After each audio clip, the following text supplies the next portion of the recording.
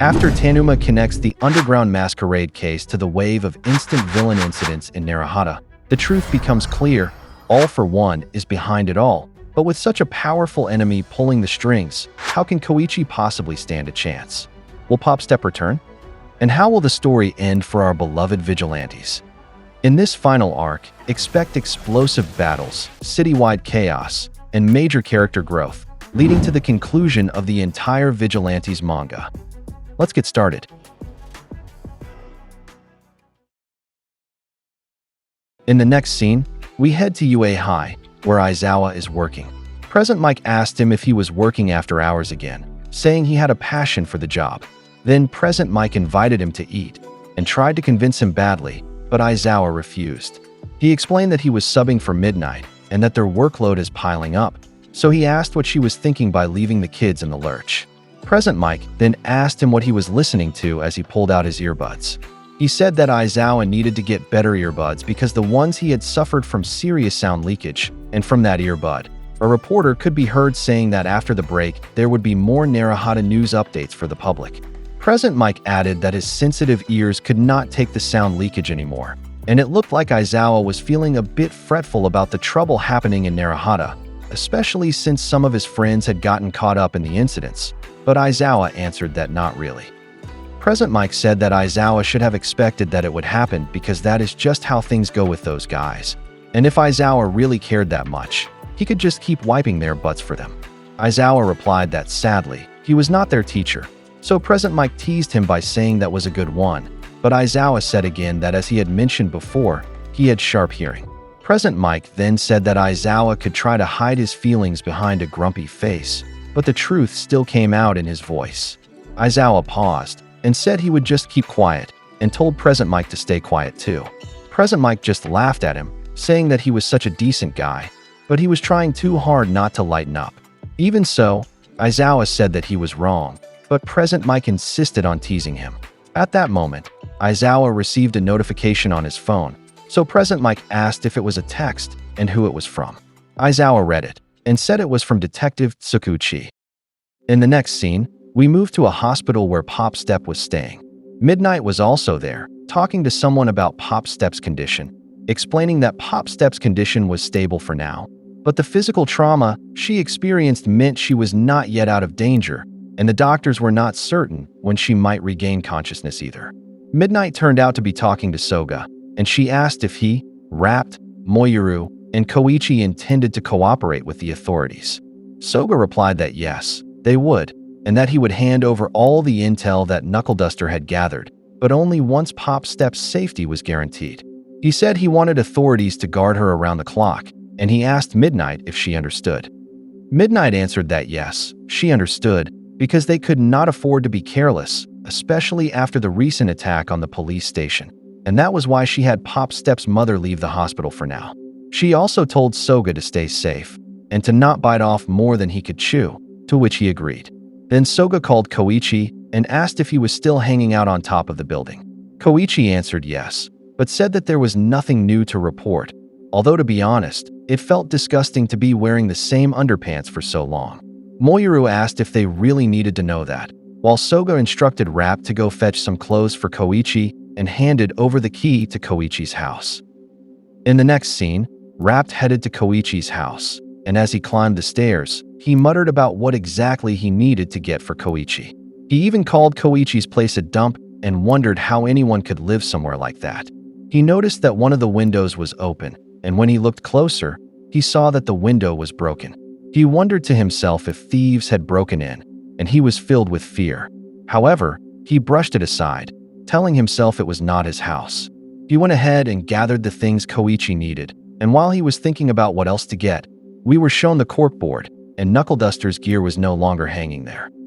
Then, we flash back to the past, back when Knuckle Duster's gear was still hanging on the board. Pop Step was there too, and Koichi called her over, saying he had something he wanted to show her. When she asked what it was, Koichi pointed out how beautiful the moon was that night, to which she agreed. They both looked at it, and Pop Step asked if that was it. Koichi answered that because his building was smaller compared to others, the view wasn't that great, but the smaller slice of sky made the moon look bigger, which he thought was fine. Pop Step reflected on that, and said it was pretty deep. Koichi replied that he had just thought it was a cool line, and Pop Step suggested that they call it folksy, saying that was her being generous. In the present time, there was another beautiful moon, and Koichi thought of Pop Step, telling her there was another pretty moon out that night. He said that once Pop Step recovered, they would have plenty of things to talk about again, small stuff and silly stuff, and anything that would make life a little more cheerful, and they would talk until they could not anymore. He added that even though it would not happen as soon as they wanted, it was okay because he would not leave, and the same moon is looking down on them. Meanwhile, at the police station, where the officers were on high alert, Naomasa was on the phone telling someone to stop. The caller was his younger sister Makoto, and he was scolding her, telling her that police work was not something for casual conversation, and he asked her if that was clear. Makoto defended herself, saying she was just making small talk. She said she knew he had told her not to bring up anything related to the Naruhata cases, so all she did was ask how her main man on the scene about how the neighborhood was. That only made Naomasa angrier because he said she had gone straight back to her old MO, so he ended the call. In the next scene, Pamela asked Makoto if there was any news from Naomasa. Makoto answered that as expected, he was being extremely cagey, and she figured that was because the investigation was not going well.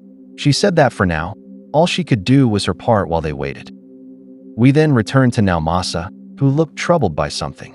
It was the bombing at the station a few days ago, which was clearly part of a plot to hinder the Naruhata investigation. Now, Detective Tanuma was in critical condition with no signs of waking up. Naomasa admitted to himself that although he did not want to believe it, Soga was right, that they needed to do their jobs properly, especially if the lives of others weighed on their shoulders. At that moment, someone called out to him, putting him on alert. However, it was just Sansa, who had brought something for him. Naomasa asked what he could do for him and apologized for mulling things over. Sansa reported that the arrest warrant for Koichi Himawari, also known as the Crawler, had just arrived. Naomasa opened it and said it was good. He thought that vigilantism was meant to be a backup plan when official law and order institutions failed, and he acknowledged that there was a grain of truth to that idea. But as an authority, they could not allow themselves to rely on outlaws, because if they did that, it would be admitting that the justice system had failed. Then he told Sansa that it was time to get started, and Sansa asked if this was the operation they had discussed earlier. Deep inside, Naomasa thought to himself that he had allowed the Good Samaritans of Naruhata to run wild for too long. But now, it had to end, because it was time for the Vigilantes of Naruhata to realize that he was taking back the reins. In the next scene, we move to the Hata Brothers Cafe, where Mio and Yu arrive, asking if there is any news about Pop Step after everything that happened. Jiro said, "More of you, huh?" Which made the two girls ask what he meant. They saw that Jubi, Ikamoku, and the three girls from Narufest were also there. The leader of the Feather Hats also arrived, along with his girlfriend, who said that she had been told to inquire about Pop Step there. Ichiro answered that according to Midnight, Pop Step's condition was not getting worse, but it was not improving either, and apparently, Koichi was out there doing everything he could. Midnight had also told them not to worry and that they would inform everyone if there were any updates, so they should go home and study. You said that, of course, they did not want to intrude on the Hata brothers' business, so they decided to call it a day, while Miyu started to tear up. Someone handed her a menu, and it was Ichiro, who told them that since they were already there, they might as well eat, and according to Jiro, it was on the house. They added that until things settled down, they were not getting many customers. Kamayan said that was bad for business, and Jiro added that they might even have to shut down temporarily. Even so, Ichiro said that now that everything was over, they just needed to take their time to rebuild, and Kamayan said he hoped everything would be okay soon. Then we moved to Koichi, who was on top of a building. He said he had two phones, one given to him by Soga for communication, and his old phone that he only turned on once a day. When he checked his old phone, he saw that he had a mountain of missed calls from his mother, but what really caught his eye were the text messages from his father. He had managed to talk to him after the incident, and his father was asking what was going on and if he needed any help. Koichi replied that everything was fine, that they would talk again once things calmed down, and he asked his father to take care of his mother. After a while, his father replied with "got it," which made Koichi breathe easier. At that moment, Rap called out to him while carrying food. and said he would throw the food over, but Koichi told him to wait because he would come over instead. Koichi double-jumped to the building where Rapt was, and Rapt asked if he was just flying all over the place now. Koichi was surprised at first, but then realized what Rapt was referring to. He asked Rapt how things were on the ground, and Rapt said it was the same as usual, just one big stakeout day after day, running errands, and feeling over it. Although he would not admit it because Soga would just tell him to get a grip, so he commented that Soga was one serious punk. Koichi then asked where Soga was because he had not seen him below. Rapt said that Soga was at Koichi's house, and Moyuru was shown down below, who was asking if he was really going to be left alone. Rapt explained that the reason Soga was at Koichi's house was because he told him that there had been a break-in, and Soga wanted to check it out. Koichi was shocked to hear that his house had been broken into because no one had told him, but Rapt reasoned that Soga said to not say anything because it would have only distracted Koichi. Rapt said it was just their secret, and Koichi agreed, since it was not the right time to worry about that anyway, and besides, he did not have anything worth stealing. In the next scene, we shift to Soga standing in front of Koichi's house. He said that properties in the area were being bought up left and right, and there were plans to redevelop the entire area, so Koichi was the only tenant left in the old building. The place was basically abandoned and not really a likely target for an average sneak thief. Whoever broke in had smashed the glass and entered through the window, but there were no signs that the room had been ransacked. Soga thought that whoever it was might have been looking for something specific. Then, while going downstairs, he noticed something and thought that based on the dust pattern, someone had been coming and going from one particular room. He entered that room and found something stashed in one corner of the otherwise empty space. At first, he thought it might be bulky trash, but he changed his mind when he saw that it looked like it had only been placed there recently. He removed the cover and was shocked at what he saw, but just then his phone rang. Moyuru was calling him, and when he answered, Moyuru reported that police officers had arrived at the hospital. They were there carrying some arrest warrants for the vigilantes. And around that time, Soga also arrived back. From the rooftop, Koichi noticed the commotion below and watched, while Tsukuchi told Soga that from that day forward, they would be taking charge of the security detail for the hospital ward, and he assumed Soga had no objections and added that since Soga, Moyuru, and Rapt were witness to the serial bombings, they would need to cooperate with the investigation. Soga asked if the police were beefing up the security, and he said he was fine with that. After all, he was just a civilian, and if the professionals wanted to do their jobs, he had no problem, but he pointed out that it had taken them way too long to make a move, and honestly, it was way too slow for his taste. Midnight remained silent as he said that, and he added that it might take weeks or even months for Pop Step to fully recover. So he asked if Tsukuchi was really ready to devote resources for that long. Tsukuchi started to answer, but Soga interrupted him, saying he knew that the police had rules and regulations, and that they could not spare infinite resources for one girl who was technically receiving villain treatment to boot, which is why he was not prepared to fully hand over the reins.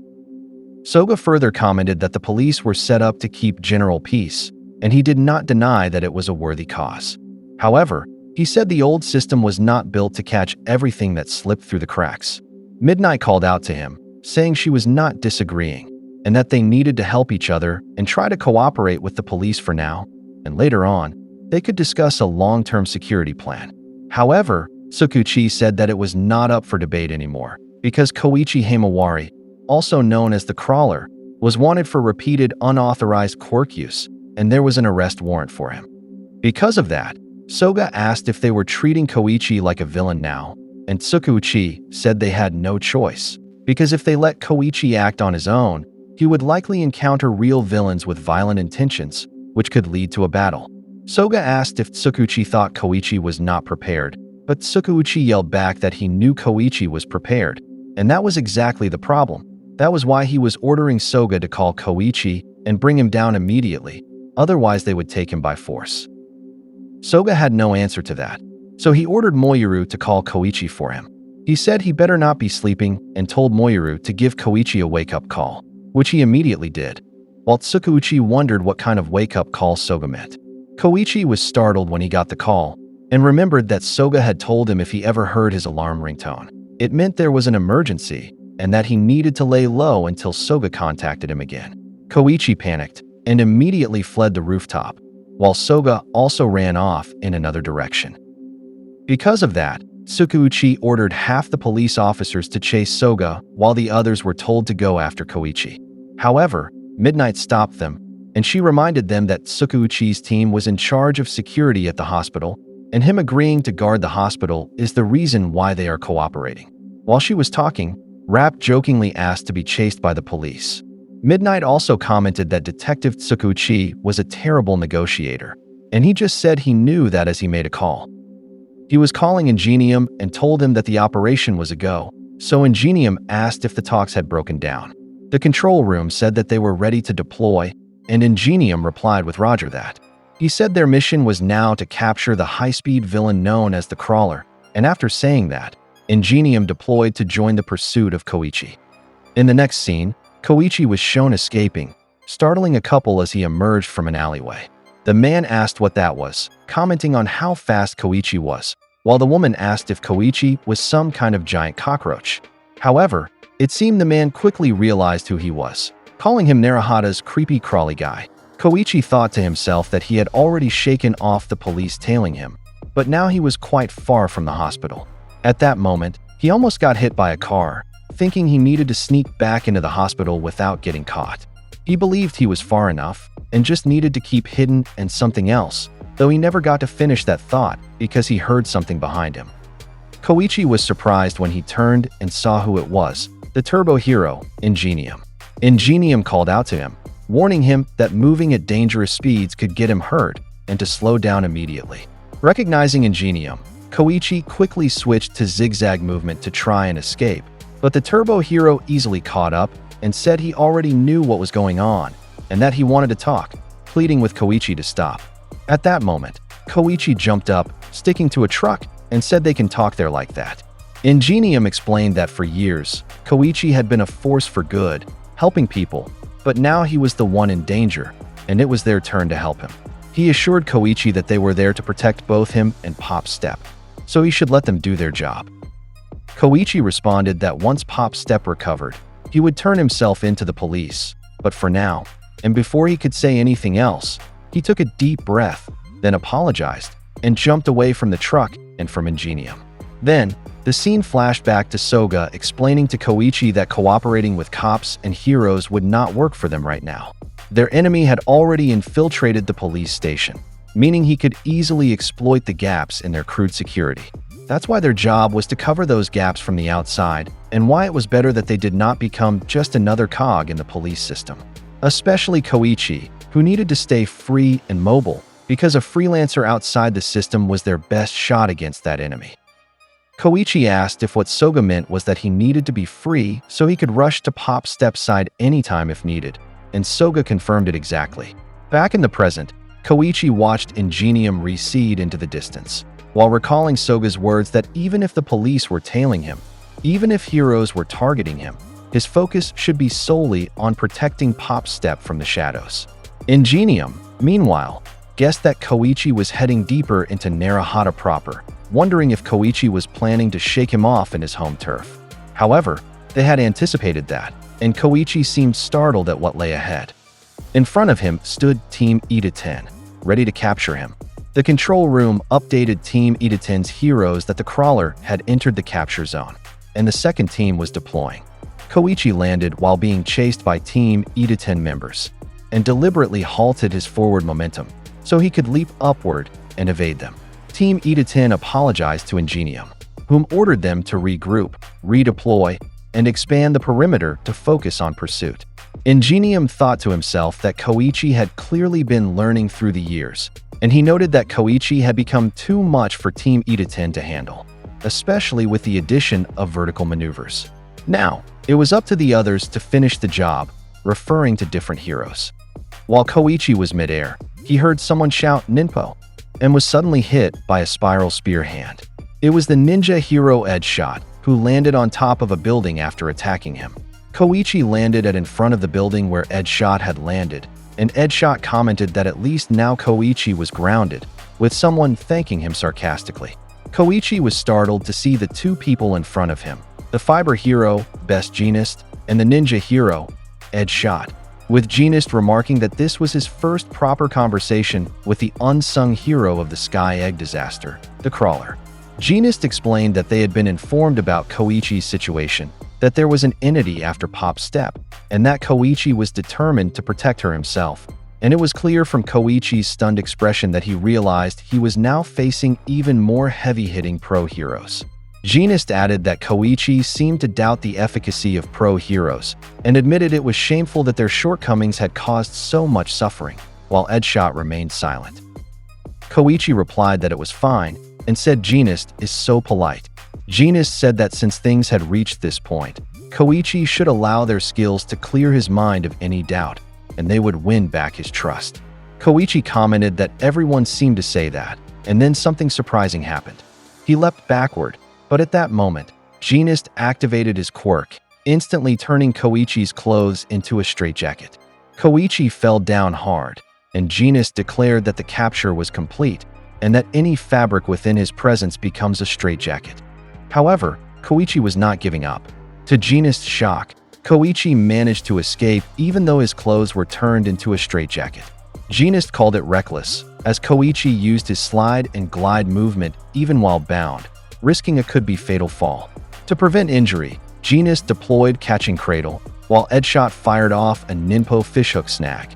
A makeshift catching net formed because of the Catching Cradle, but it wasn't even needed because Edshot managed to snag Koichi by his jacket. Koichi, however, commented that his clothes were loosening again, and with one final maneuver, he slipped out of his outfit and escaped from the heavy-hitting pro-heroes. Jeanist admitted that Koichi was more capable than he had expected, but quickly corrected himself, saying they had only misjudged the sheer resolve Koichi had, to which Edshot agreed. Jeanist pointed out that when a desperate opponent does not prioritize his own well-being, capturing him without causing injury becomes a much greater challenge, and Edshot agreed once more. Nonetheless, Jeanist said that as pro-heroes, excuses are beneath them. Across Naruhata, sirens from police cars wailed. Koichi realized they were still hunting him, both the police and the heroes, and somehow, he still needed to make it back to the hospital. He remembered again what Soga had told him. Even with cops on his tail, even with heroes gunning for him, his only focus must be to protect Pop's step from the shadows. At that moment, Koichi was in another alleyway when a voice called out to him, commenting that there wasn't much daylight left. The man pointed out how Koichi had managed to slip past the other heroes and said he wasn't surprised. Though the heroes chasing Koichi were top-notch, they were still surface dwellers not equipped for people like him. Koichi asked who was speaking, and the man closed the book he had been reading and explained that combining the bustling streets and ruined parts of Naruhata, the corner of the world known as Naruhata is a complex blend of light and darkness. It turned out the speaker was Aizawa, also known as Eraserhead, and he added that Naruhata was a hotbed of crime, the domain of villainy, and in other words, it was his hunting grounds, so he asked Koichi if he understood that. Koichi nervously greeted Aizawa, who stared at him with a very serious expression. Aizawa said that Koichi was too far away for a proper conversation, so he ordered him to come closer, but Koichi answered that he was fine where he was, and that he could hear Aizawa perfectly from there. Aizawa then used his binding cloth, which Koichi barely dodged, causing it to hit a pipe behind him. Aizawa said that if Koichi would not come closer, he should at least listen. He explained that Ingenium, Best Jeanist, and Edshot had all gone to that part of town for Koichi's sake, asking if Koichi understood that. Koichi sarcastically replied that he was real obliged, but Aizawa clarified that was not what he meant, because what he was referring to was the reason why they were all there. Aizawa said that Koichi's safety was the reason they were there, and those heroes were being understanding to Koichi's position and his actions, and it could even be said that they are on his side. Aizawa added that the Sky Egg Kid, Koichi's nickname, was now very famous, so Koichi responded unsurely thanking Aizawa. However, Aizawa pointed out that it was irrational, because people like Koichi don't stop and reflect on their actions until some of their bones get broken. So it would not do Koichi any good to be coddled. As he said that, he yanked the pipe behind Koichi, but Koichi managed to dodge it before it could hit him. Koichi thought that Aizawa was making threats to force him to surrender, but if he did not comply quickly, Aizawa would probably attack him seriously. At that moment, the Erasure hero showed Koichi a sample of his power, causing Koichi's quirk to stop working, something Koichi immediately noticed. Koichi tumbled backward because of that, but quickly regained his balance. Aizawa did not take his eyes off Koichi to prevent him from using his sliding and gliding maneuvers, so Koichi responded by running away instead. In doing so, he disturbed some civilians, so he apologized, but a man told him to watch where he was going, while a woman wondered why Koichi was running so normally. Just then, the man noticed something else. It was Aizawa chasing Koichi from above, and he remarked that he had not seen the Erasure hero in a long time. He tried to remember Aizawa's name, but before he could, someone bumped into him. It was a dark and faceless figure wearing a turncoat, with a couple of those figures on that street, and the man noted that there were quite a few oddballs in town that day. In the next scene, Koichi remembered that the Hata brothers had told him way back that Aizawa's quirk, Erasure, can cancel out any quirk he looks at. While Koichi was squeezing through a narrow alley filled with trash, he realized he had to move while staying out of Aizawa's line of sight. He soon noticed that his quirk had come back, so he climbed up a building, and he planned to sneak from alley to alley, staying in the shadows and hiding in Aizawa's blind spots. He believed he would be able to shake off Aizawa that way. Or so he thought, because Aizawa quickly caught up to him, which surprised him. His powers vanished again at that moment, and he realized that Aizawa had no trouble diving into alleys, and remembered that Aizawa used to work around there, so of course his shortcuts weren't so secret. At that point, Koichi pulled out Knuckle Duster's grappling hook and used it immediately. Aizawa thought to himself that this was the second time. The second time Koichi had remained unfazed by his erasure and had smoothly switched to quirkless maneuvers without even hesitating. He chased after Koichi, noting that Koichi was fully capable of playing keep away even with just his normal body, so he can hide again before another big escape. And at that moment, that is exactly what Koichi did. Aizawa grew frustrated with Koichi, while Koichi also felt annoyed with Aizawa, and both of them referred to each other as a one-tough customer. Meanwhile, at the hospital, someone reported to Tsukuchi that Koichi was currently on the run near the Naruhata Station district, and that Aizawa was in pursuit, meaning the heroes were closing in. Tsukuchi instructed the informant to keep him updated, and at that same time, someone called Midnight. It was Soga, which surprised Tsukuchi, but Midnight signaled to him to stay back, and asked Soga where he was. Soga told Midnight to hand the phone to Tsukuchi, calling him Flatfoot. Once Tsukuchi had the phone, Soga immediately apologized for running away. He explained that he planned to negotiate after Koichi had escaped cleanly, but admitted he didn't expect a whole pack of big-shot heroes to come after him. And as that conversation happened, Edshot and Best Genist were passing above. Soga added that it seemed like Koichi is worth a lot to them, but he questioned the point of dragging this out any longer. Tsukuchi asked if Soga meant that Koichi was willing to turn himself in.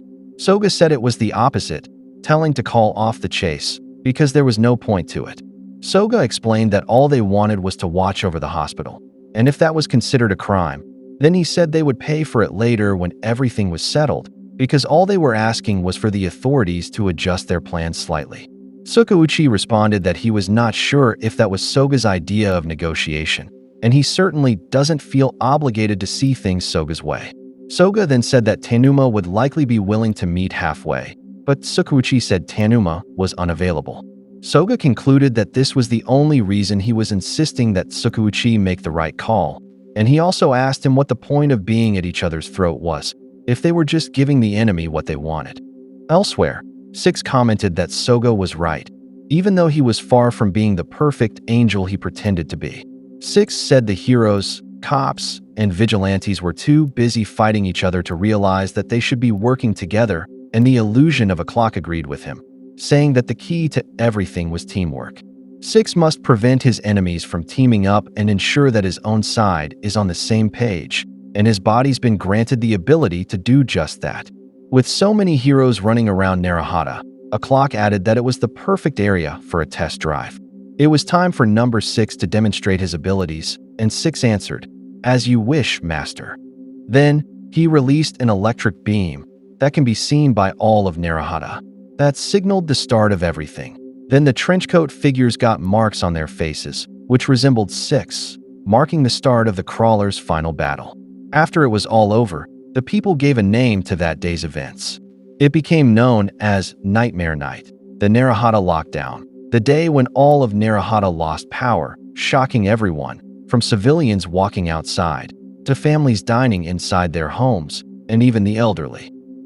Operation Anonymous Phase 1 by 6 had already begun, where several simultaneous electromagnetic pulse attacks shut off power and communication across all of Naruhata, causing panic among the people. Some of the ones affected were Soga and Tsukuuchi's calls, which got cut off, and someone mentioned that when light and sound are abruptly lost, people are left stunned, unable to act. Because of that, Illusion O'Clock praised 6, who thanked him. O'Clock added that Phase 2 would follow, where 6 would block off the major roads by causing a series of accidents. However, 6 was reminded to keep in mind that the objective was simply to limit incoming and outgoing traffic, to which 6 replied with a sure. At that moment, the turncoat figures started moving, where one scattered equipment and another struck the hood of a car hard, while 6 saying that big flashy pileups were not allowed. In the next scene, chaos among the cars erupted, making Ingenium think there was another traffic jam, and it was not just because of the traffic lights shutting down due to the blackout, but also because the accidents were making the roads impassable. According to him, he was starting to suspect that the comms going down at the same time was no coincidence, leading him to think that something strange was happening in the Naruhata neighborhood. Then O'Clock said that Phase 3 involved causing disorder in the town, so 6 asked if it should be minor stuff too, and O'Clock replied yes. Because of that, one of the turncoat figures smashed several windows of a building, and a man nearby asked what he was doing. The figure just smiled at the people, who were then visibly frightened by its appearance. O'Clock explained that their aim was to create an overall atmosphere of unease. As he said this, a turncoat figure threw a coke bomb at a building, another scratched a car, someone else ate from vendors' stalls, another sprayed graffiti on walls, and another knocked over bikes and motorcycles. O'Clock added that, just like in the start of horror movies where there is an eerie feeling that you cannot quite explain, people would not know what was happening and would start to feel helpless.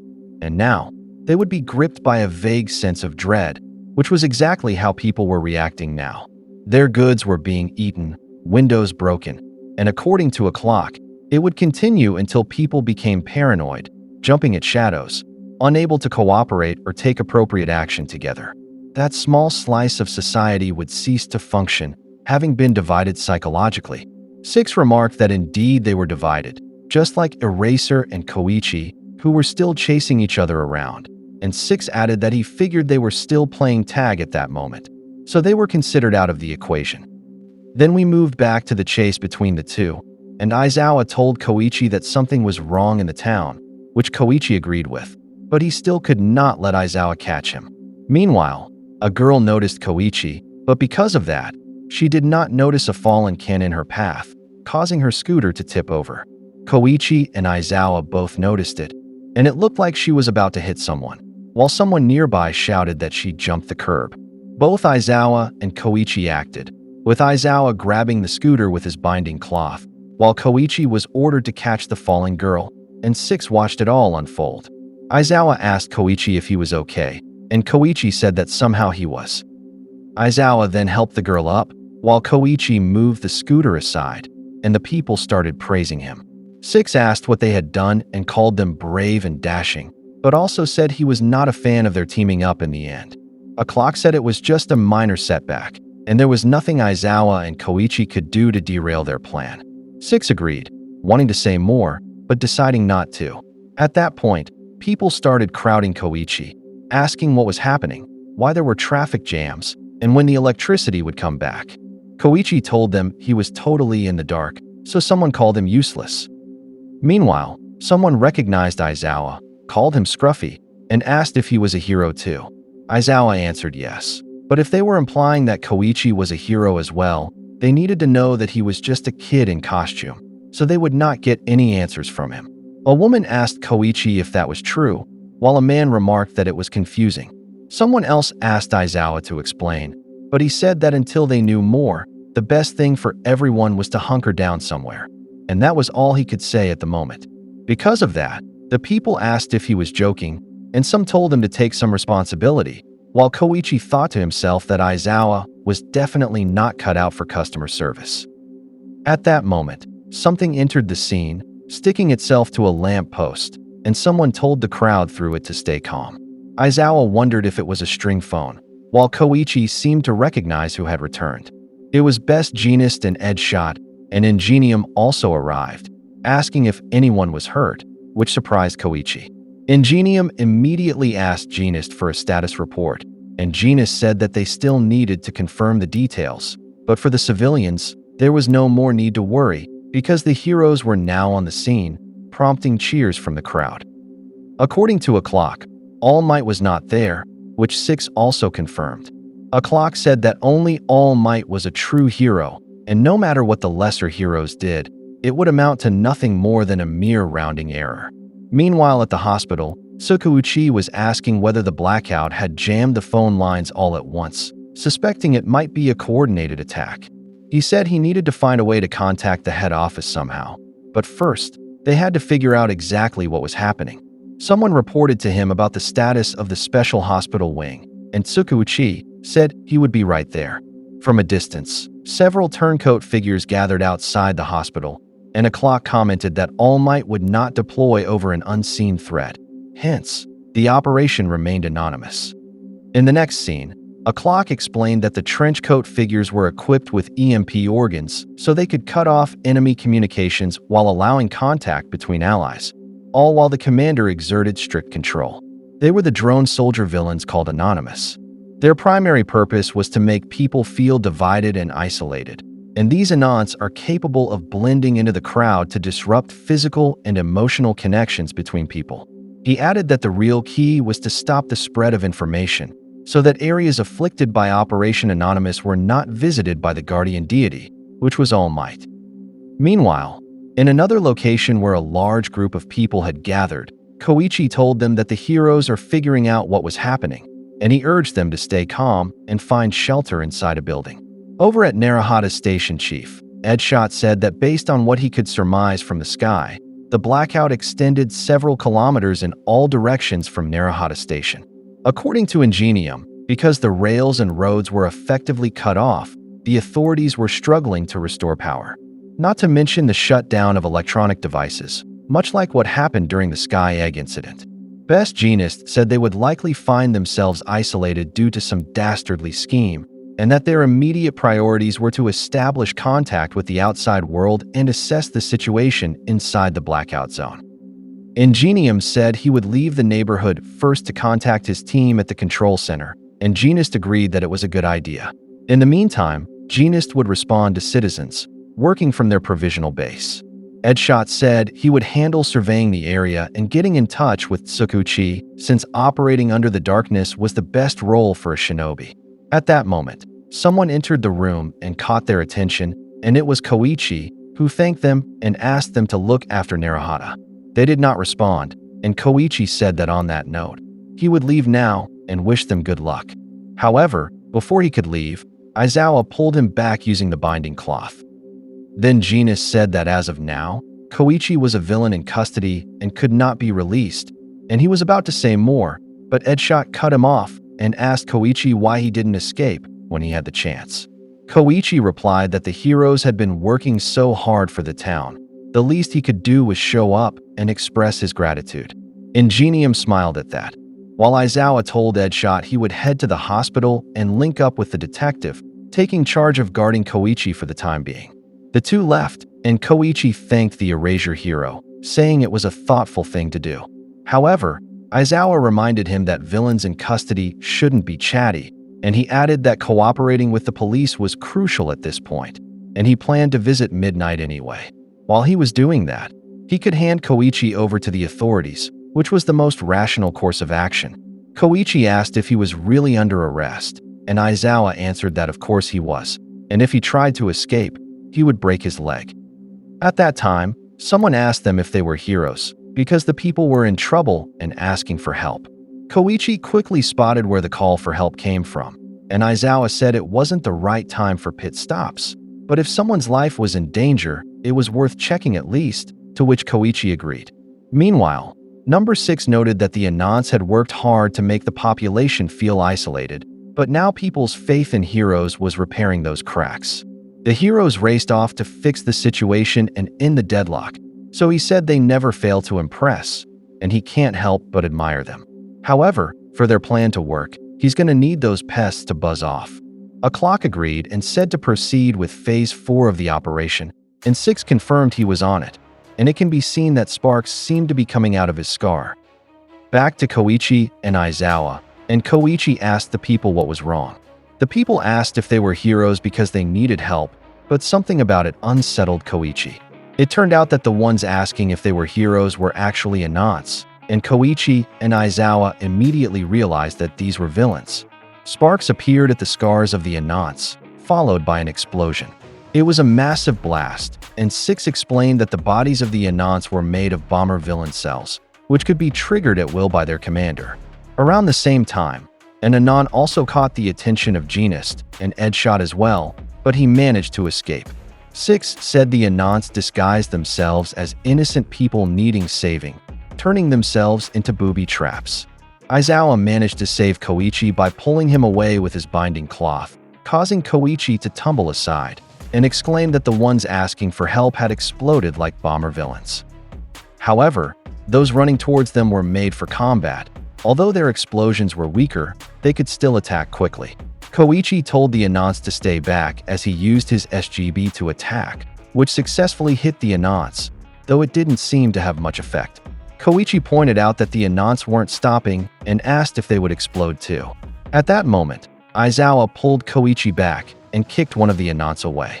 Aizawa said he could hold off the Anons using his erasure to delay the explosions, and more Anons then appeared from the alleys, and rooftops too, charging at Aizawa and Koichi.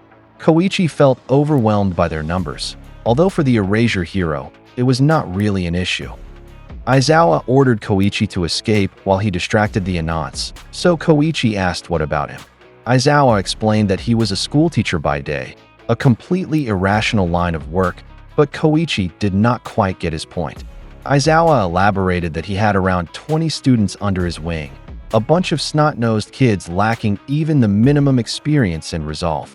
They would run around and get themselves hurt, starting fights over nothing, so he could not take his eyes off them. Compared to that, fighting a pack of villains was a piece of cake, and he just had to beat them up until they could not move anymore.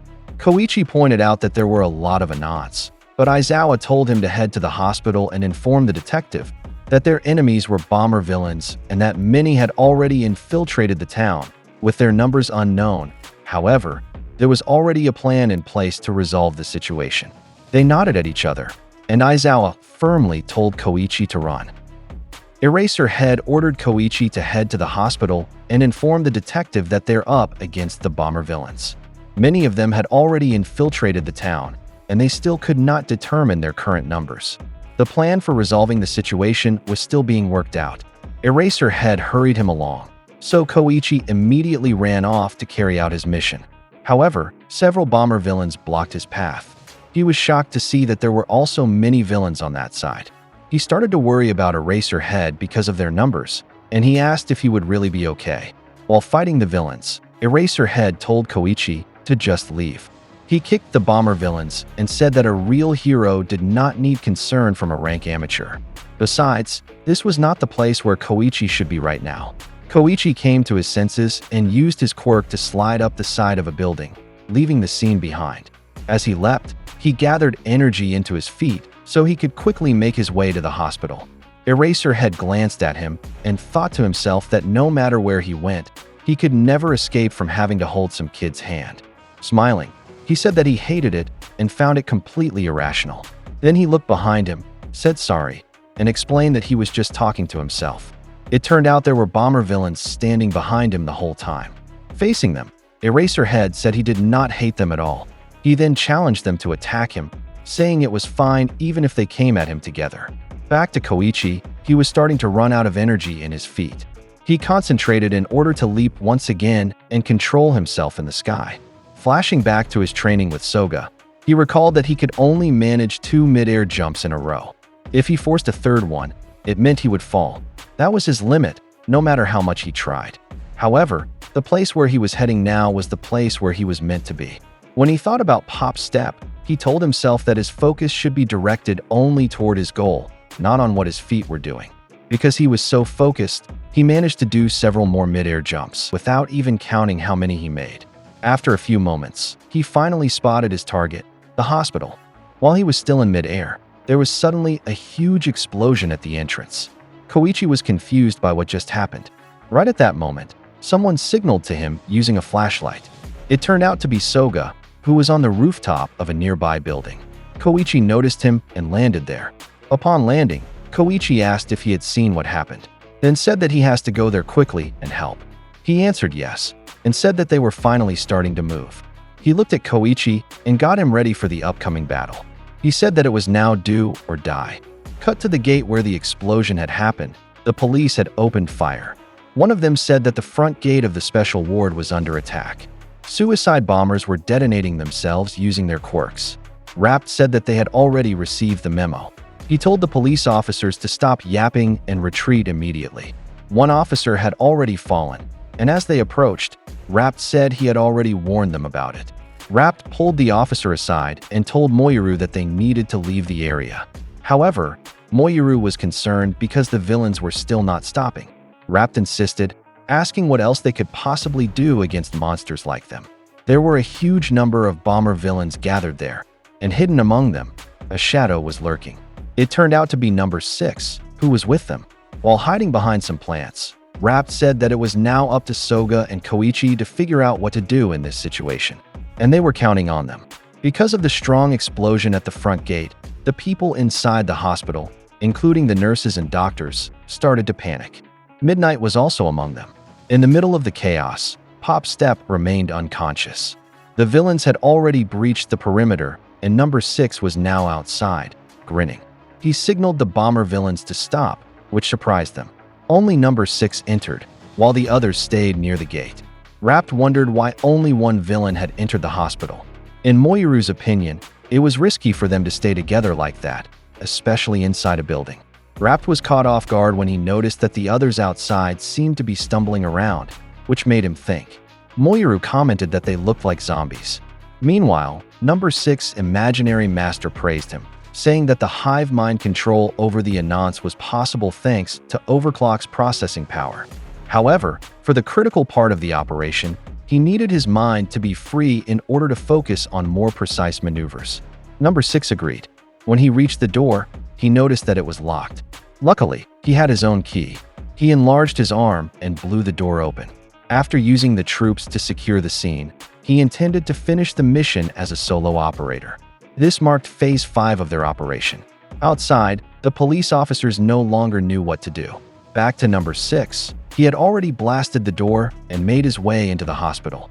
However, standing in his way was Detective Tsukuchi, along with 3 other police officers. Tsukuchi told him that this was as far as Overclock would go. He announced that he was under arrest for assault, destruction of property, and unlawful entry. Tsukuchi added that this time, his first shot would definitely hit him. Number 6 was puzzled when he mentioned this time. He recognized him as Tsukuchi and realized that he had not forgotten about their playdate back in Osaka. He was impressed that Tsukuchi even knew the name of his quirk. In his mind, it was probably because of the old policeman, Tanuma, who seemed to know too much. Smiling, number 6 said he should have silenced him earlier. Tsukuchi was unable to respond to that, while the officers with him grew more nervous. Anyway, according to number 6's schedule, that day was supposed to be when he killed Pop Step. But if they interfered and gave him any trouble, then they might end up dying first. He asked if they understood and even repeated the warning. Suddenly, a shot was fired, but it did not come from Tsukuchi's group. The window beside them shattered, and number 6 was caught off guard. Meanwhile, Tsukuchi remained laser-focused on him, while the shadow of a shooter could be seen from the rooftop of the building across. Flashback to half an hour earlier, where Tsukuchi was having a meeting. The doctor reported that the backup generator of the special ward had kicked in, but most of the high-tech medical equipment was damaged. Because of that, the detective said he would contact HQ and ask them to prepare a priority list of what they needed. At that moment, Rapt entered and called Sukauchi's attention, saying that Soga was outside and wanted to speak to him privately. Sukauchi stepped out, but reminded Soga that they needed to be quick since time was not on their side.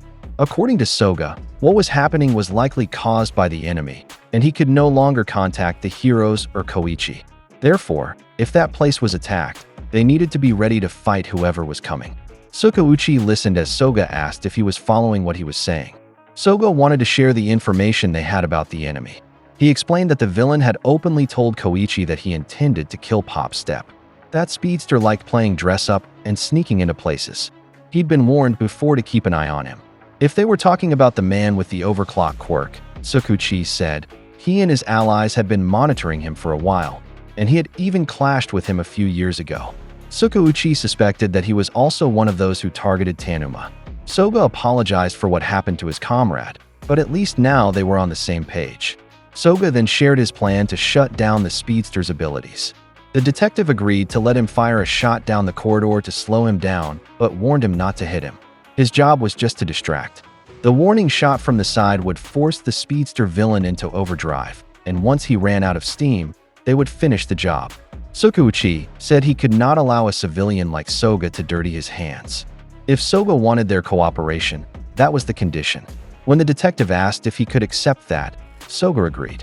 Besides, he admitted he was not a gunslinger and was not even sure if he could land a shot from that distance if he tried. He said he would just decide depending on the situation in the heat of the moment, but he would leave it to them to bring the villain down, and they could count on him for that. Back to the present, Soga switched his gun to automatic mode, and while still aiming down the hallway, he opened fire, shattering all the windows there. The plan was effective, as number 6 seemed disturbed, but the police officers were shocked by the random gunfire. Sukauchi thought to himself that full auto might have been a bit much, yet he still did not move from his position. Number 6's imaginary master noted that it did not seem like the shooter intended to actually land a hit, judging by how he was spraying the assault rifle around. What he wanted was to force number 6 into acceleration mode and deplete the oxygen supply to his brain. So the master advised him to stay calm and respond carefully. Number 6 thought it through, realizing that even if the rifle was fully loaded, it only carried a limited amount of ammo, and if Soga kept firing continuously, it would eventually run out. And he was right. Soga stopped firing when he ran out of bullets. Number 6 thought he could finally breathe, but he was caught off guard by Koichi's sudden arrival. Everyone was surprised when Crawler entered the scene. Koichi used his ultimate move, Shooty Go Blam, Blam, Blam. Number 6 imaginary master analyzed Crawler's attack, noting that even though it was in low-impact mode, each shot had the strength of a regular punch. Even so, a direct hit could still affect his brain, so he advised him to dodge them. Number 6 quickly avoided the low-impact attacks, but grew frustrated because he had no chance to catch his breath. At that moment, he was shot in the legs on Sukauchi's signal. The detective ordered the police officers to target his legs, and Number 6 received multiple hits there, further angering him while Koichi and Soga kept a close watch. Sukauchi and the police then rushed forward to capture him. They finally handcuffed Number 6 and secured the target, using handcuffs equipped with a stun function, which caught the attention of Number 6's imaginary master. Sukauchi ordered one of the officers to call Midnight, and once alerted, Midnight left Pop Step in the care of the nurses and entrusted her to them. In Number 6's mind, Midnight's quirk would be bad for him because if she caught his scent, it would put his brain to sleep. However, his immediate concern was the handcuffs. Because of them, he could not focus or think clearly. Slowly, Number 6's hands began to melt, alarming Sukauchi. As a result, the handcuffs slipped off. None of them expected that his entire body would start to dissolve. Number 6 could be heard breathing heavily as he lay face down on the ground. Sukauchi realized he was using a deep breathing technique and pointed his gun at him, warning him not to move suddenly. However, Number 6 suddenly disappeared, using overclock to freeze time. His body gradually reformed as he moved toward Sukauchi. Unable to react, Sukauchi was mocked for being too slow. Number 6 said that more than half of his body was now composed of bomber cells that took form based on his brain's commands. Even if they shot his legs or tied his hands, it would not be enough to stop him. What he meant was that if they really wanted to kill him, He should have aimed for his head. Meanwhile, a clock's illusion reminded him not to let his guard down because the sniper outside, referring to Soga, was still locked onto him. However, Number 6 was confident that Soga would not pull the trigger because the police were in the way. He looked down on the officers, calling them morons, saying they were too slow and naive, and that slow morons like them deserved the death penalty. Suddenly, something hit Number 6 in the face, which caught him off guard. It was Koichi, using his shooty go blam. The imaginary master noticed that it was set to low impact, but observed that Koichi was firing without hesitation. Even though the shots were low velocity, they could still track the target, making Koichi even peskier than expected. It was dangerous if Number 6 ran out of breath during that moment, so the master suggested that he retreat for now. Though Number 6 could not accept the idea of being pushed back by such a wimpy attack, he followed the advice and pulled back. The police officers were surprised by his sudden retreat, and Tsukuchi warned them that it was not over yet because he would surely return. Koichi, meanwhile, could not believe how fast Number 6 was. Then, Tsukuchi suddenly assigned him a new task. Number 6 moved straight outside, and Rapt noticed him. Moyuru recognized him as the man who had been with the bomber villains. As he stepped out, Number 6 said that now that he had gotten the layout of the hospital, they needed to regroup and force their way in. He called out to the Anonymous. Number 6 was about to start the suicide mission for some of the Anons, clearing out the obstacles inside. He also assigned a few of them to target Soga, saying that they could not leave him out. He continued speaking with the o'clock illusion about his plan, thinking about what backup forces the enemy might still have. They needed to eliminate the police and anyone else present in the area. However, the Anons were too valuable a resource to waste carelessly, so he needed to avoid losing them needlessly.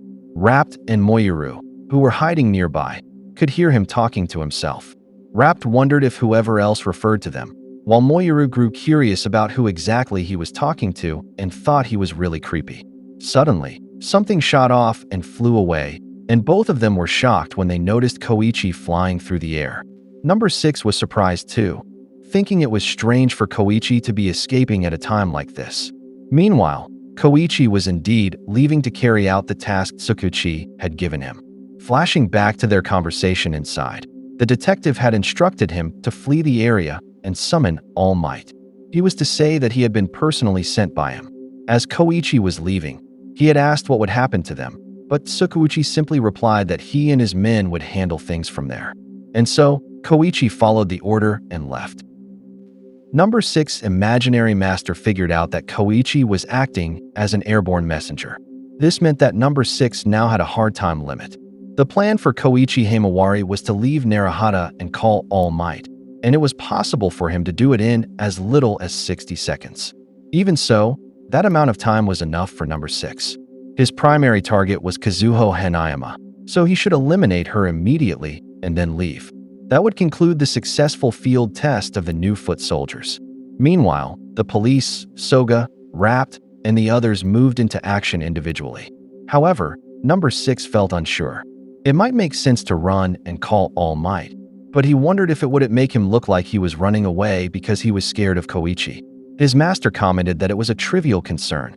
Number 6 considered the plan of emerging from the shadows for a high-speed execution, then retreating back into the safety of anonymity. That was the strength of the Anons. He held his face, unable to accept that in the end, he would remain nameless and faceless as ever. It pissed him off. Because of that, he was now in the mood to kill every last fool in that place.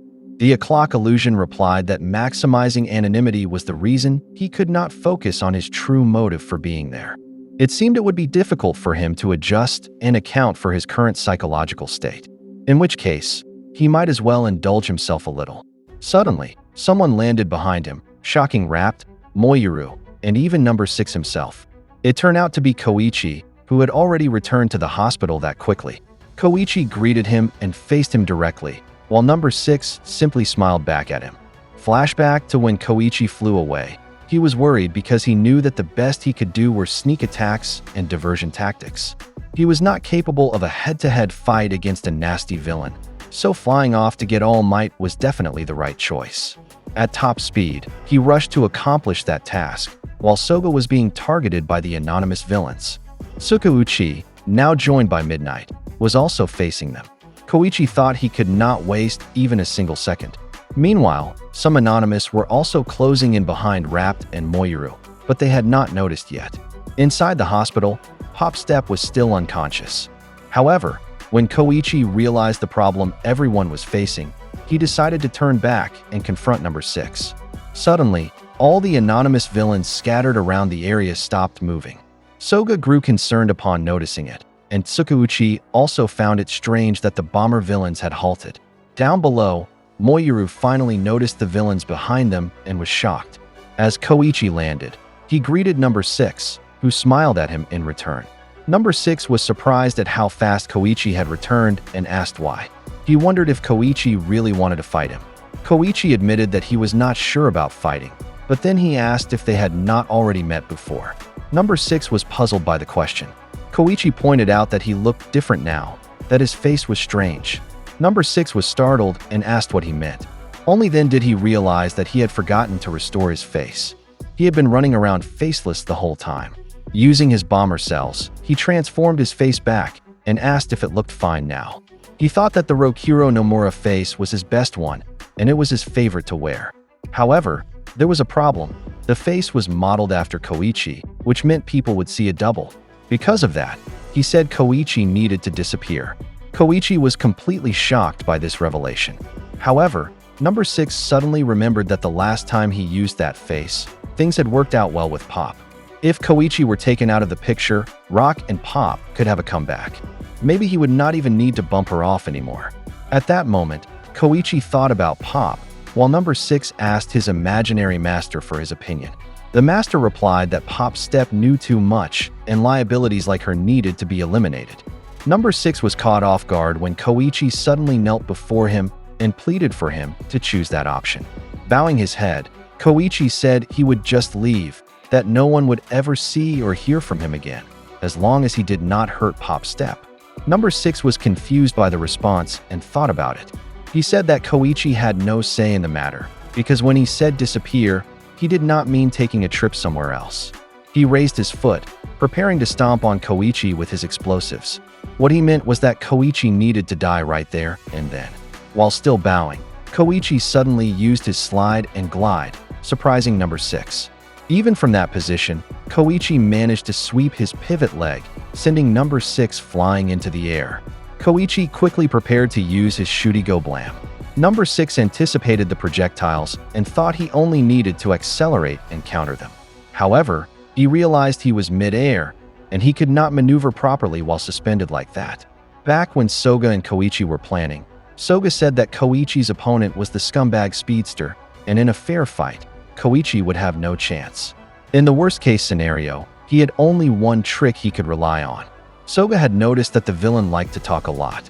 It could have been his pride speaking, or maybe he craved respect, which was why he always gave speeches.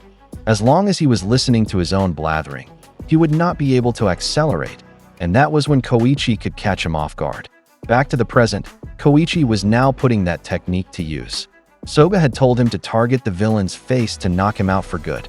Koichi prepared his hand for a hard blast aimed at number 6's face. But then he suddenly thought of Pop Step, who had forbidden him from using that technique on anyone else. Koichi fired the blast, but hesitation was clearly written on his face. Instead of targeting number 6's head, he aimed at his side. Number 6 was surprised by that and used the opening to escape, suddenly repositioning himself behind Koichi. Koichi was caught off guard when number 6 vanished from his sight, not realizing he was already behind him. Number 6 commented that what Koichi just did was weak stuff, and said that he's got to commit. Then, he punched Koichi with a powerful blast of explosions. Meanwhile, news had already spread about the large-scale blackout that hit the Naruhata neighborhood around 7 in the evening. Because communication and mass transit were down, they were struggling to get a complete picture of the situation. It looked like it would still take some time before everything returned to normal. According to residents who managed to escape the blackout zone either on foot or by bike, the downtown area was afflicted by a series of disturbances. The city of Tokyo and the Metropolitan Police Department had already called for any available heroes to ensure the safety of distressed citizens or to contribute to a faster resolution of the crisis. While All Might was eating, he caught the news and became concerned when he heard there was trouble in Naruhata. He commented that his friend Tsukuchi had been buried with casework in that part of town, so All Might hoped that it doesn't slow down his job. Just then, a call came in. He answered as Mr. Yagi and was informed to put in a dispatch request for All Might. When he asked what was happening and whether it was a crisis or a disaster, he was surprised to hear that it was a Namahage attack up north in Akita. Because of that, he said he would immediately inform All Might. He quickly got up and apologized to the waitress, saying he would be back soon and asked her not to take his plate yet. Back at the hospital in Naruhata, Number 6's powerful explosion sent Koichi flying. Meanwhile, Number 6's right hand had disappeared but was already starting to regenerate. He used a high-speed flurry, while his fist was loaded with bombify, detonation, and regeneration. In his estimation, his limit was only 3 punches in one breath. Still, he was confident that even one punch would be enough to kill him. Meanwhile, Tsukuchi and the others were still inside the hospital. He grew worried upon hearing the explosions outside and wondered what was happening. Midnight reported to him that thanks to her quirk, she had already put the villains there to sleep, and she estimated they would stay unconscious for about an hour. The detective instructed her to return to the hospital room and defend it while they waited for backup, saying that the hallway was no longer safe. Meanwhile, at the side of the building, Soga could be seen descending with a rope. After reaching the ground, he worried about whether Koichi had managed to escape. At the front, Koichi was sent flying after being targeted by Number 6. Rap became concerned when he noticed, but Moyuru told him to stay quiet. Despite their efforts, they were noticed, and Number 6 called out to them, asking why they looked so nervous and told them to relax. He said they should just wait for their turn to die. The two were terrified by what he said, but they were surprised when they noticed something behind him. It was Koichi, staggering but still standing. Number 6 was stunned to see how Koichi had managed to get back on his feet. Furious, he prepared to attack again. However, the o'clock illusion warned him not to be careless, because there was surely some unknown factor at play. He was advised to speed up his actions and observe what happens in detail. Number 6 followed the advice and charged in to punch Koichi again. As his fist closed in, Koichi used his repulsion blast to disperse the explosion, preventing it from hitting him directly. Number 6 realized that Koichi was using his slide and glide to disperse the blast by leaping backward at the moment of impact, effectively neutralizing the damage. Even though he was pushed back, Koichi still managed to stay on his feet. Number 6 could not accept it, accusing Koichi of using a cheat code in the middle of a fight. He started thinking of what to do next. His master advised him to attack Crawler at extreme speed so that he would not be able to react, saying that one connected blow would be enough. Number 6 agreed with the plan but hesitated after noticing that Koichi was now on guard, making him look like a risky prey. Number 6's imaginary master pointed out that Crawler's speed was on par with his own, although Koichi had superior maneuverability. On top of that, he could also fly. The master suggested that Number 6 should stop targeting him for now and wait for another chance to strike on a different day. Number 6 called Koichi a pest, unable to accept the situation, and grew even angrier at him. Meanwhile, Koichi thought about the attack earlier and how he had managed to defend himself. Sometimes, it felt like his body just moved on its own without him even thinking. Because of that, people often got angry with him for the way he acted. But right now, he did not mind it at all. As Number 6 closed in and prepared to punch him, Koichi quickly dodged. In his mind, he thought that if he could keep Number 6 angry and focused on him, he could buy more time for everyone. He admitted that he was not the handiest guy when it came to fighting, but running away was his forte. Meanwhile, the TV news showed an update, reporting that All Might had quickly resolved the Namahage problem in Akita Prefecture. All Might returned to the cafe to finally finish his meal, thinking that he could finally enjoy his dinner. However, another call came in, this time about an issue with the Awa Odori dance in Tokushima. Back at the hospital, Rap picked up a rock, mimicked a baseball player, and threw it straight at one of the nearby anonymous villains. With that, he confirmed that they really were frozen. Moyuru scolded him, warning not to provoke them because they might explode. Then they heard the sound of a motor and noticed Soga approaching. As he passed by, he asked them for a status update. Rapt explained that the big bad villain had exited the building and Koichi flew back down. Moyuru pointed toward the direction where they had headed at top speed. Hearing that, Soga sped off and told the two of them to get to a safe place. When Rapt asked Moyuru where exactly was safe, Moyuru replied that he did not know either. Meanwhile, a police officer signaled them to stay away from the villains in the area. At the same time, Number 6 and Koichi were chasing each other through the streets. Koichi was using his slide and glide to escape, and whenever Number 6 tried to punch him, he quickly dodged. Whether on the ground or on the walls, Koichi could leap fast enough to avoid Number 6 detonation attacks. They had already covered quite a distance because of that. The o'clock illusion realized that they had now moved far from the hospital. He revealed that Koichi was deliberately luring him away from the downtown area. It seemed that Koichi was still counting on enlisting All Might's help, while Number 6 had already taken the bait, hook, line, and sinker. However, Number 6 was aware of it too. He simply needed to kill Koichi quickly. He tried to punch him again with an explosive punch, but noticed that Koichi was moving faster than before, and the punch missed once again. Number 6 grew frustrated because no matter how many times he attacked, Koichi just would not die. His master pointed out that Koichi was reading his pattern. Every time Number 6 got within range, he usually leaps forward to strike every time. Number 6 replied that although that's true, he did exploit Koichi's blind spots.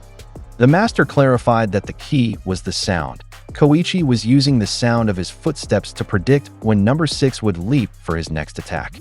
Then, Koichi's reflexes would kick in and allow him to dodge. It was not a conscious mental process, but pure instinct on Koichi's part. Therefore, the master advised him to change his approach, eliminate the hang time, and close in faster.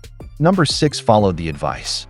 In his mind, Number 6 recalled that the maximum running speed for humans before the advent of quirks was around 45 kilometers per hour. Once the body moved faster than that, air resistance would start pushing back.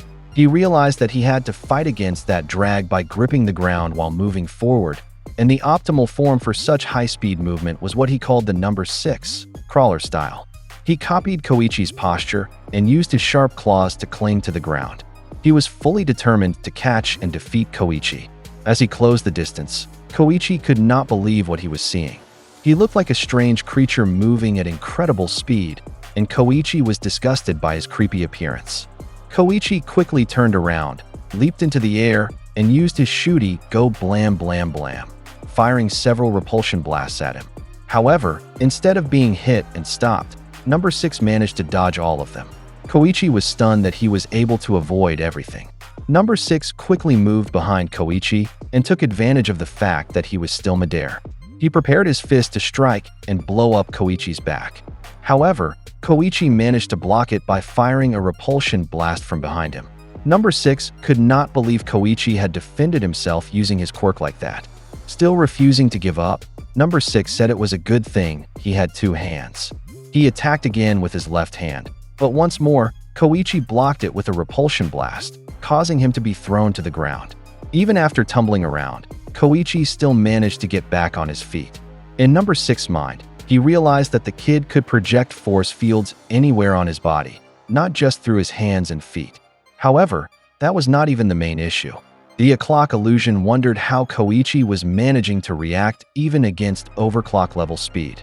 Koichi, meanwhile, was standing on the side, panting heavily. Out of extreme irritation, Number 6 approached a car and began charging up his fist explosion move. He struck the car with it, causing it to explode easily like it was a mere toy. Furiously, he pointed out to Koichi whether he could see that his knuckle bomb had enough power to send a car straight to the scrapyard. He asked how Koichi was still alive after taking hits like that, and said he might as well tell him his secret. Koichi could not answer the question, and it was clear from his face that he was confused. He tried to say something, but nothing came out, prompting Number 6's imaginary clock to comment that Koichi did not seem to be faking it. He explained that what this implied was that Koichi was handling Number 6 overclock attacks subconsciously. Number 6 then thought to himself that it only meant Koichi had gotten lucky. Like a desperate button masher defending himself in a game, he just happened to pull off some lucky timing against his hits. Because of that, Number 6 felt fired up again and charged at Koichi. As he closed in, he said that luck would not work against a rush. He quickly unleashed a flurry of punches at Koichi, but Koichi somehow managed to deflect each one, though he was visibly struggling. Imaginary Clock questioned his decision not to use knuckle bombs and to rely on quantity over quality, commenting on how ill-advised it was. He explained that the essence of overclock, as a power, is the acceleration of one's thought process, allowing the user to deliberately choose the optimal move at every moment. Without overwhelming strength like All Might's, he said a head-on brute force approach would not be effective. As he continued his barrage, Number 6 told him to speak for himself. He said that he did not have the right body to fully maximize this quirk, but he could still force himself to break past his limits. He asked if a clock could see that Koichi's hands could no longer keep up and that now he had to project force fields from his body instead. However, just as he was about to bring up his earlier point that Koichi was desperately button mashing, something caught his attention. He noticed he might have been wrong because Koichi's defense was weirdly precise, as if he was just barely managing to read each move in time. Because of this, he decided to shift into high gear, increasing the speed and intensity of his attacks to overpower Koichi's predictions. His punches started landing on Koichi, and while Koichi was still distracted by evading, Number 6 managed to land a solid body blow to try and put an end to his flailing. He then charged up a knuckle bomb attack, aiming to finish the fight by blowing Koichi's head clean off. However, before he could land his punch, Koichi suddenly fired a shooty go-blam that grazed his cheek, knocking him off balance. He stumbled back, completely shocked that Koichi had countered him. He could not believe it, thinking that no one should be able to match the speed of overclock. He wondered how Koichi managed to interrupt his acceleration state. Imaginary Clock then commented that now he understood, catching Number 6's full attention. He explained that from time to time, the human body can move without waiting for a conscious decision. He added that a large portion of Koichi's actions likely falls under this subconscious umbrella. He pointed out that while it was true that Number 6's brain could process thoughts faster than anyone else's, Koichi's body seemed able to act even faster than his thoughts. He further explained that one could dismiss this as mere ad hoc reflexes on Koichi's part, but there comes a moment when his movements would surpass even Number 6's foresight, which is what troubled him. After thinking it over, he ordered Number 6 to abandon the mission and retreat immediately, and he must avoid encountering the crawler again, much to Number 6's shock. He elaborated that with proper use, Koichi's superior quirk granted high-speed movement, ranged attacks, defensive force fields, and the subconscious reflexes to trigger each action when necessary. For now, he said Koichi could only run and dodge, but in the days to come, should he gain more experience and learn to fight offensively, he would grow into the perfect foil for him. These words slowly ate away at Number 6, causing him extreme frustration. A clock said that, just like with All Might, this enemy was one they needed to avoid. Number 6 questioned a clock's retreat order and said screw that. He said a clock sure held a high opinion of that pest, but declared that he did not care about the days to come or whatever else. He shouted that today was supposed to be his moment.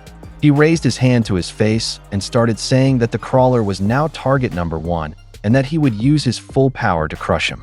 His body started to transform while Imaginary Clock watched. On Koichi's side, he was still catching his breath but was suddenly shocked at 6's transformation. He was baffled, wondering why 6 was morphing again. Number 6's body transformed into a giant, monster-like creature, and he declared the words, Operation Anonymous, Phase 6. Number 6 looked monstrous because of his transformation, ready to pounce toward Koichi. Koichi seemed amazed that he transformed again and commented that he looked even stronger now.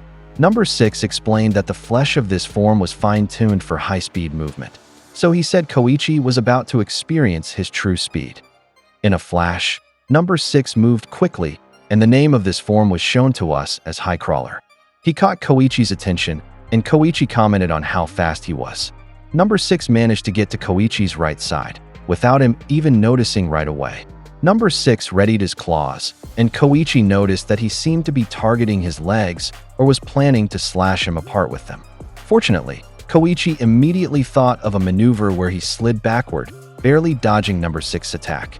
Number 6 tried to follow up with a swipe attack, but thankfully Koichi ducked and continued sliding backward. Koichi was wondering why he kept rushing at him, and he had no doubt that he was fast. However, Koichi knew he was okay. He pointed out that number 6 slowed down when attacking with his hands, so he just needed to maintain his distance to stay safe. However, unexpectedly, number 6 delivered a headbutt to him, causing Koichi's nose to bleed and making him dizzy. Because of his lost focus, number 6 caught up to him, and once he was close enough, he jumped and delivered a body slam. Koichi still managed to continue sliding backward, but whenever he slowed down even a little, number 6 immediately seized the opportunity to rain down claw attacks, stabs, and various assaults. More than that, he said, number 6 was not slowing down at all. Steam started to burst out of the pipes behind number 6 like an engine as he continued his relentless attack. While blocking them, Koichi commented that each hit felt like a spear stabbing into him. He pointed out that number 6 was forcing him to focus on defending his vulnerable spots, and if even one attack slipped through, it would be over for him. Unfortunately, he knew deep inside that he could not maintain his defenses any longer. Not long after, Koichi's defenses finally dropped, and he fearfully thought to himself that this would be his death, realizing that number 6 had caught him. However, just as number 6 was about to stab Koichi with his claws, Imaginary Clock commented once again that what number 6 was doing was ill-advised. He explained to him to think of the acceleration state, like diving underwater. The deeper you dive, the higher the pressure. Your breathing becomes harder, and your vision gets blurry. Your body becomes like a liquid-filled sack that gradually grows less and less reliable. He added that yes, an ordinary body could not cope with this environment. However, he said that those dorsal spiracles allow for more efficient respiration, and the additional eyes increase visual input. Furthermore, he pointed out that number 6 remodeled skeletal and muscular structures could withstand the violent, crushing pressure, and finally, his long tail served both as a propulsive fin and as a counterweight to adjust his center of gravity. Thus, at long last, he could remain in the acceleration state permanently. He could stalk his prey from pockets of time and space they could not even comprehend, as a supreme predator. But what number 6 was forgetting was that the crawler had long since inhabited these perilous depths. He explained that Koichi's body may not boast number 6's strength and speed, but his quirk activates instantly in response to the slightest threat. Number 6 then questioned whether Koichi was making tricky judgment calls on the spot, at the very moment, to which Imaginary Clock said to think of it as a conditioned reflex, drilled into his system through combat experience. But what was unique about it was the type of experience.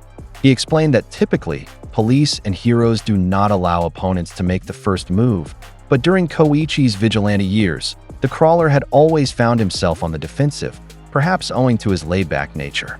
To put it simply, he said that Koichi had an abundance of experience taking the first hit. As a result, this variant fighter was born. While he was saying this, and just as number 6 claw was about to hit Koichi, Koichi suddenly changed his demeanor and calmly, with focus, deflected the attack using his quirk. Number 6 passed by Koichi, but he immediately stopped himself and tried to follow up, but Koichi easily blocked it, and all the other subsequent attacks. Number 6 tried to rain down rapid claw stabs, but Koichi was able to block all of them. He suddenly attempted a surprise tail whip, but Koichi ducked and used his quirk to deal with it. Because Koichi leaned down so much, he ended up falling to the ground, but with his slide and glide, he managed to slide away behind number 6. His imaginary master pointed out to him that Koichi was a monstrous warrior whose reflexes were trained for counterattacking, an unthinking dancer. Afterward, Koichi managed to get a bit farther from number 6. While panting heavily, he commented that somehow he survived all of it. Number 6 was irritated at him, while Imaginary Clock told him that it would be an uphill battle if number 6 tried to overcome Koichi using only speed. Instead, he pointed out that he must dominate Koichi with an entirely different strategy, and said that this was the true purpose of Phase 6. He said that number 6 is far too fixated on a clock striking style. He explained that against a variant like the Crawler, who possesses a remarkable ability to dodge, he ought to treat it like a game of chess. Plan several moves ahead, rob Koichi of room to evade, and box him into a corner. Number 6 answered that he understood, while Koichi was panting from evading so much. Then he suddenly became confused at what he was seeing. It turned out that it was because number 6 had started growing several arms since he said it was necessary for several moves. He added that up until now, he had to regenerate after each knuckle bomb attack. So he thought about using grenades instead, a whole arsenal of them. Spherical blobs started to come out of his shoulder. He plucked them one by one and began throwing them into the air. This made Koichi anxious about what he was throwing, and after throwing the blobs, number 6 prepared to attack, which caught Koichi's attention. Not long after, he began launching a barrage of bombs towards Koichi, which exploded instantly on impact. But fortunately, Koichi dodged by jumping. He commented in his mind that it was a close call because he had been distracted by the stuff overhead and realized that it was just a feint. However, when he noticed the blobs start to rain down around him, he took back what he had said. Number 6 explained that the reason he threw those 3 ground charges was to force Koichi into fleeing into the air, where the blobs were lying in wait, ready to explode like a mid-air minefield. After explaining this, he used the signal from his electric scar to detonate the sphere blobs surrounding Koichi, but fortunately, Koichi managed to propel himself away from the epicenter of the explosions using his quirk. Number 6 noticed that he was escaping using an airborne boost, and said that, given how his quirk works, even if he managed to avoid the direct hellfire, he could not completely negate the force of the blasts. As a follow-up, he pelted Koichi again while thinking that the second wave of grenades would finish him off. However, Koichi's variant fighter instincts kicked in, and he used his Shooty-Go Kablum to detonate the bombs one by one before they could reach him. Unfortunately, while he managed to pull that off, he said that unleashing all those blasts left him gasping and drained, which would lead to a rough landing. Due to his exhaustion, he crashed into a pile of trash bags, which cushioned his fall. Soon after, he quickly sliding glided his way out from underneath the pile, thinking that he needed to stick to the ground for his escape. Imaginary Clock commented that it looked like grenades were not the key to winning, so he decided it was time to move to the next strategy, which number 6 agreed to, using another type of bomb. The scar on number 6's face crackled after he said that, and the scene shifted to the hospital where Pop Step was. Here, the police force slowly rounded up number 6 Onii, unsure of what they were capable of. After tying them up using something like a fishing net, one of the officers shouted to Tsukuchi that the suspects were secured, to which Tsukuchi replied that it was good and ordered them to step away from the villains and stand by for orders.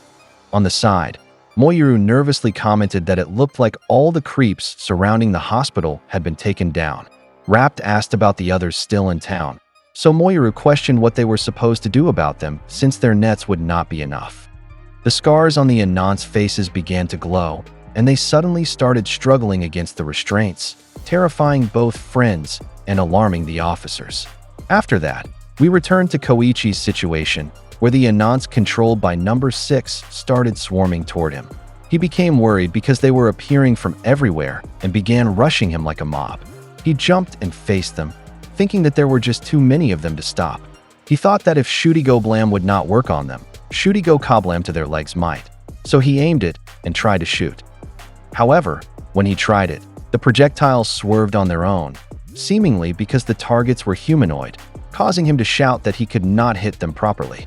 To make matters worse, the number of pursuers kept increasing every second, making him anxious that they might flank him. While this was happening, Imaginary Clock said that Phase 6 of Operation Anonymous involves throwing all available resources at the target.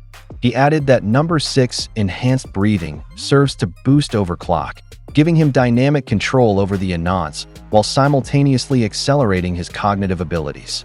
He also warned him not to forget that parallel processes would overburden an ordinary brain. While running toward Koichi, number 6 responded that he's aware of that and said that after all, for a while now, it's like his brain's been on fire. He pointed out that the burning heat was his rage directed at Koichi Himawari. His scar began to crackle again, along with his Onii. While all of them were pursuing Koichi, number 6 added that the heat in his brain shot through his synapses as messages to each individual Onii. He said that it was a web of pure bloodlust, all focused on Koichi, and we were shown what he meant when the Onii started letting out lightning that connected each of them like a web. When number 6 saw that Koichi was about to be surrounded, he menacingly thought that he had no escape now. Meanwhile, Imaginary Clock began commenting that changing targets mid-mission for personal reasons had come at a considerable cost. He said that he considered the mission a failure, but added that the experiment overall had taken an intriguing twist. While watching number 6, he wondered what this would lead to.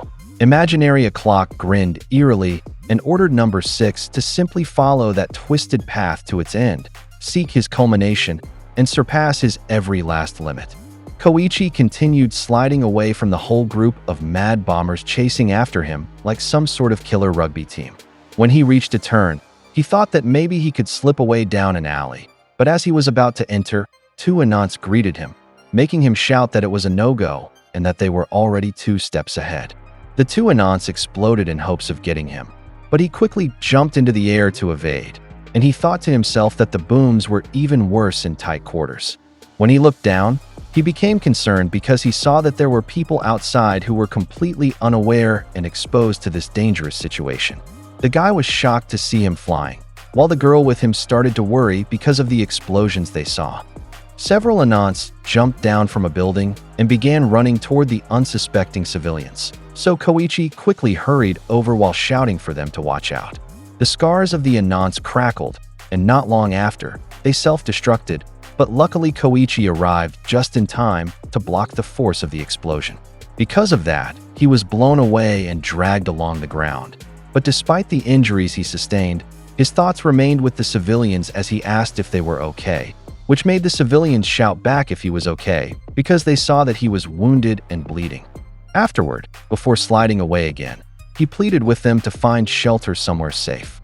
The Onii-Chans continued pursuing him, while he thought to himself that he could not afford to stay on the big streets or near the station area, because people would definitely get hurt there. Given his situation, he decided on a plan of action. Meanwhile, we shift over to Soga, who, while riding his motorcycle, heard the explosions. He commented that the bearing of the blast had just shifted recently, and he quickly realized that it was coming from the old district. Outside the Hata Brothers Cat Cafe, they saw evacuating civilians, and they also heard the explosions happening nearby. Jiro pointed out that the recent explosions were much closer than when Pop's step had been involved, while Ichiro instructed the 3 sisters to stay under the table. You then told Miyu that it would be better if they also sought shelter. Miyu's attention was caught when she overheard 2 civilians outside talking. One of them asked why there were so many blasts happening, and the other replied that it looked like Old Crawler was getting beat up by a villain and having a tough time. Miyu immediately stood up, surprising Yu, who asked what was going on, but she suddenly ran out of the cafe, alarming her companions.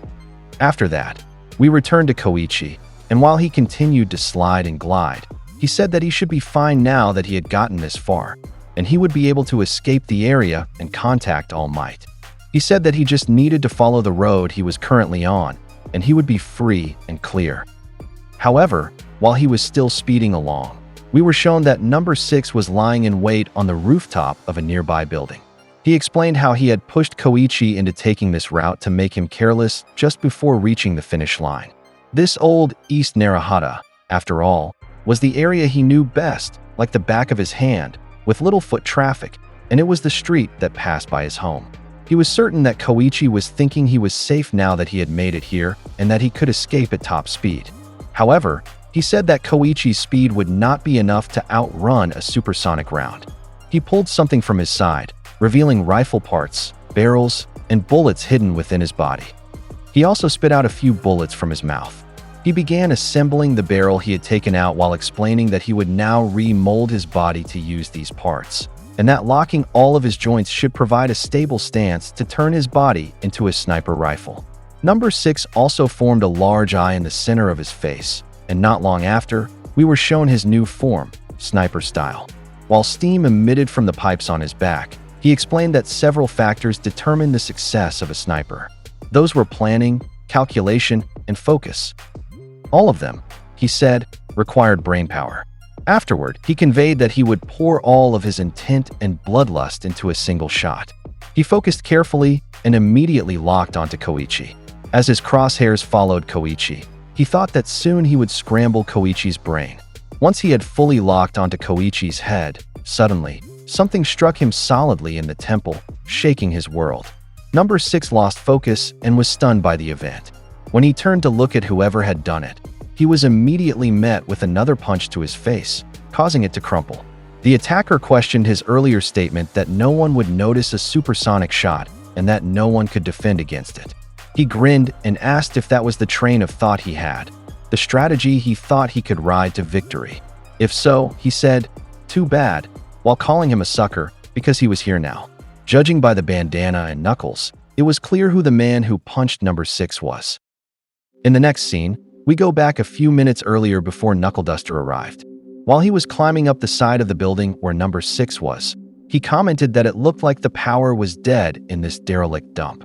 He said there was no way to reach the roof except through the emergency stairs, so he had no choice but to climb the long staircase.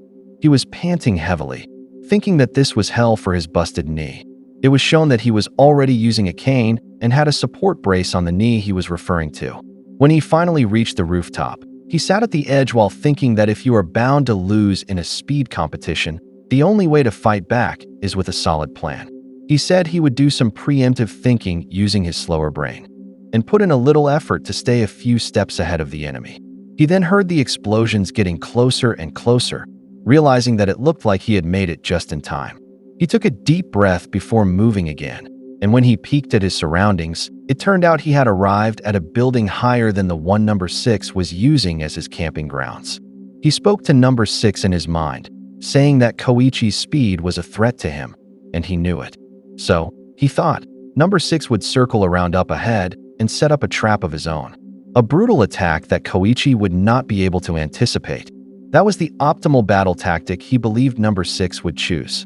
And for his own one shot at victory, he made the same kind of plan. As he put on his knuckle duster, he said that while number 6's full attention was focused on sniping, there would be a moment when his defenses would be down. Knuckle Duster smirked after that and soon jumped off the rooftop, thinking that this was the moment to attack from above. Before his falling punch landed, the scene suddenly shifted back to an earlier point in time where Dr. Garaki and All for One were examining experiment number 6, a young boy suffering from agnosia. They thought it might have been caused by a congenital brain defect or the result of physical trauma in early childhood. But for whatever reason, this test subject had no awareness of himself. Dr. Garaki said that because he could not form a sense of self, he could not relate to society in any way. Although it might have made for an intriguing case study, he said, number 6 was not fit to become a pupil of All for One. However, All for One disagreed and said that number 6 was marvelous, catching Dr. Garaki's attention. That little one, he said, was an unbridled lump of potential and possibly the twisted entity they were looking for, given a strong enough impetus. He was confident that number 6 was ready to be molded like a wad of clay into whatever form he desired. He then spoke to number 6, telling him to listen carefully. He said that right now, he had no established identity, but it would not be long before he could become whoever he wanted to be. He invited him to choose a quirk that piqued his interest and to let that quirk twist him into shape and give him form. At that time, they made number 6 watch various heroes in action to pick one that he fancied. It did not take long before number 6 pointed to the supersonic hero, a clock, which made All for One comment that it was an excellent choice because a clock's quirk was among the best. Afterward, he asked number 6 if he could visualize a clock as his mentor. Number 6 managed to do so and imagined a clock telling him that this was his future and the form he was meant to take. Following that, we returned to the present, where number 6 was receiving a barrage of punches from Knuckle Duster. As Knuckle Duster kept attacking, he noticed that number 6 had a sturdy exoskeleton. He also explained that he had considered every tactic in the book, from guns to drugs to electric shocks. But in the end, he decided that the knuckle sandwich was the most reliable.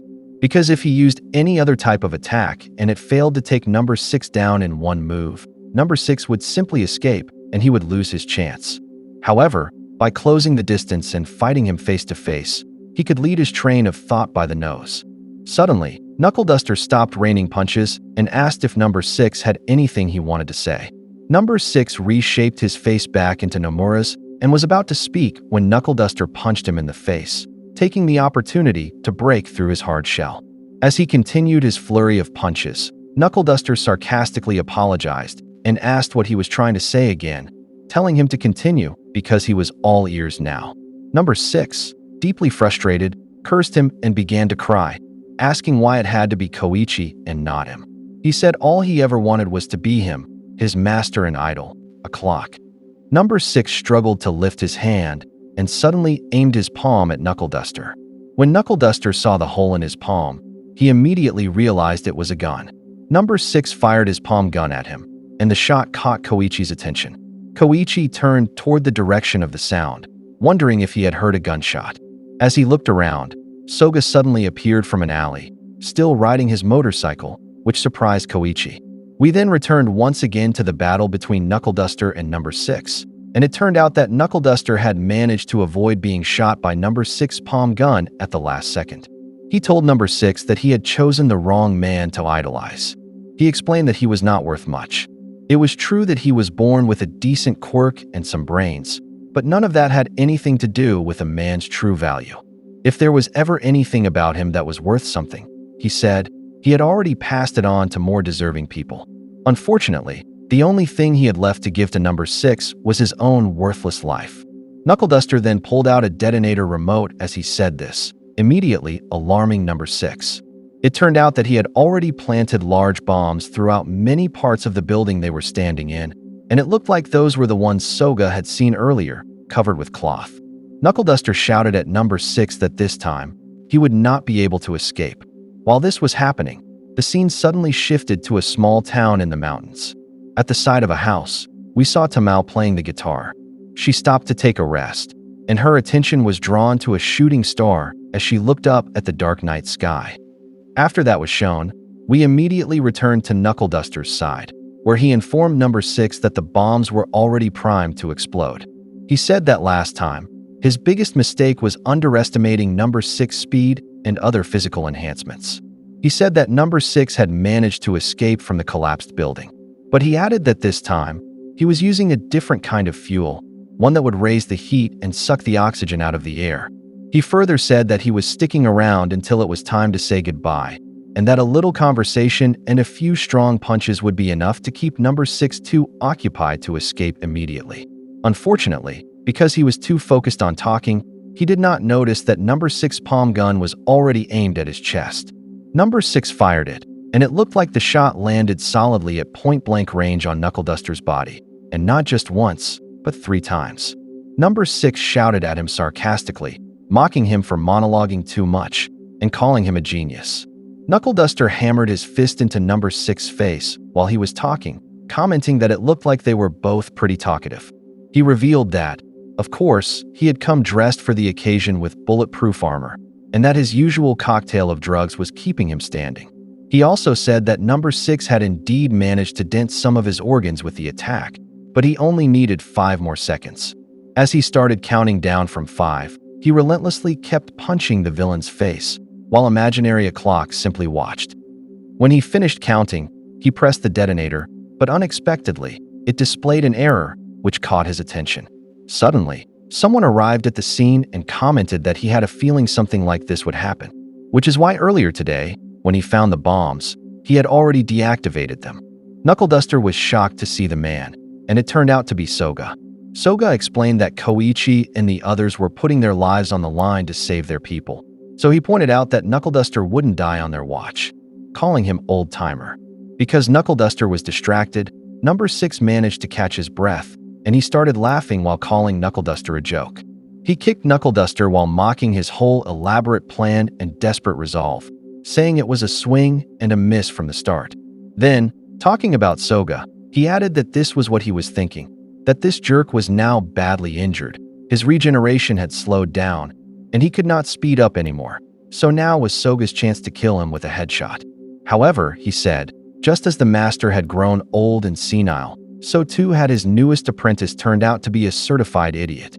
He taunted Soga to go ahead and wave his gun around all he wanted, but he said he knew Soga did not have the guts to take a life. As for him, he said, he was different. Once he took his next breath, he would tear the two of them apart in a second flat. He also said that this was Soga's last chance to take his shot, and asked what his decision would be.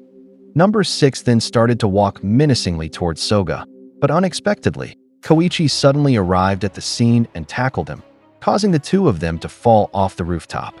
Number 6 screamed at him furiously, while Koichi used his strength to make sure Number 6 could not move.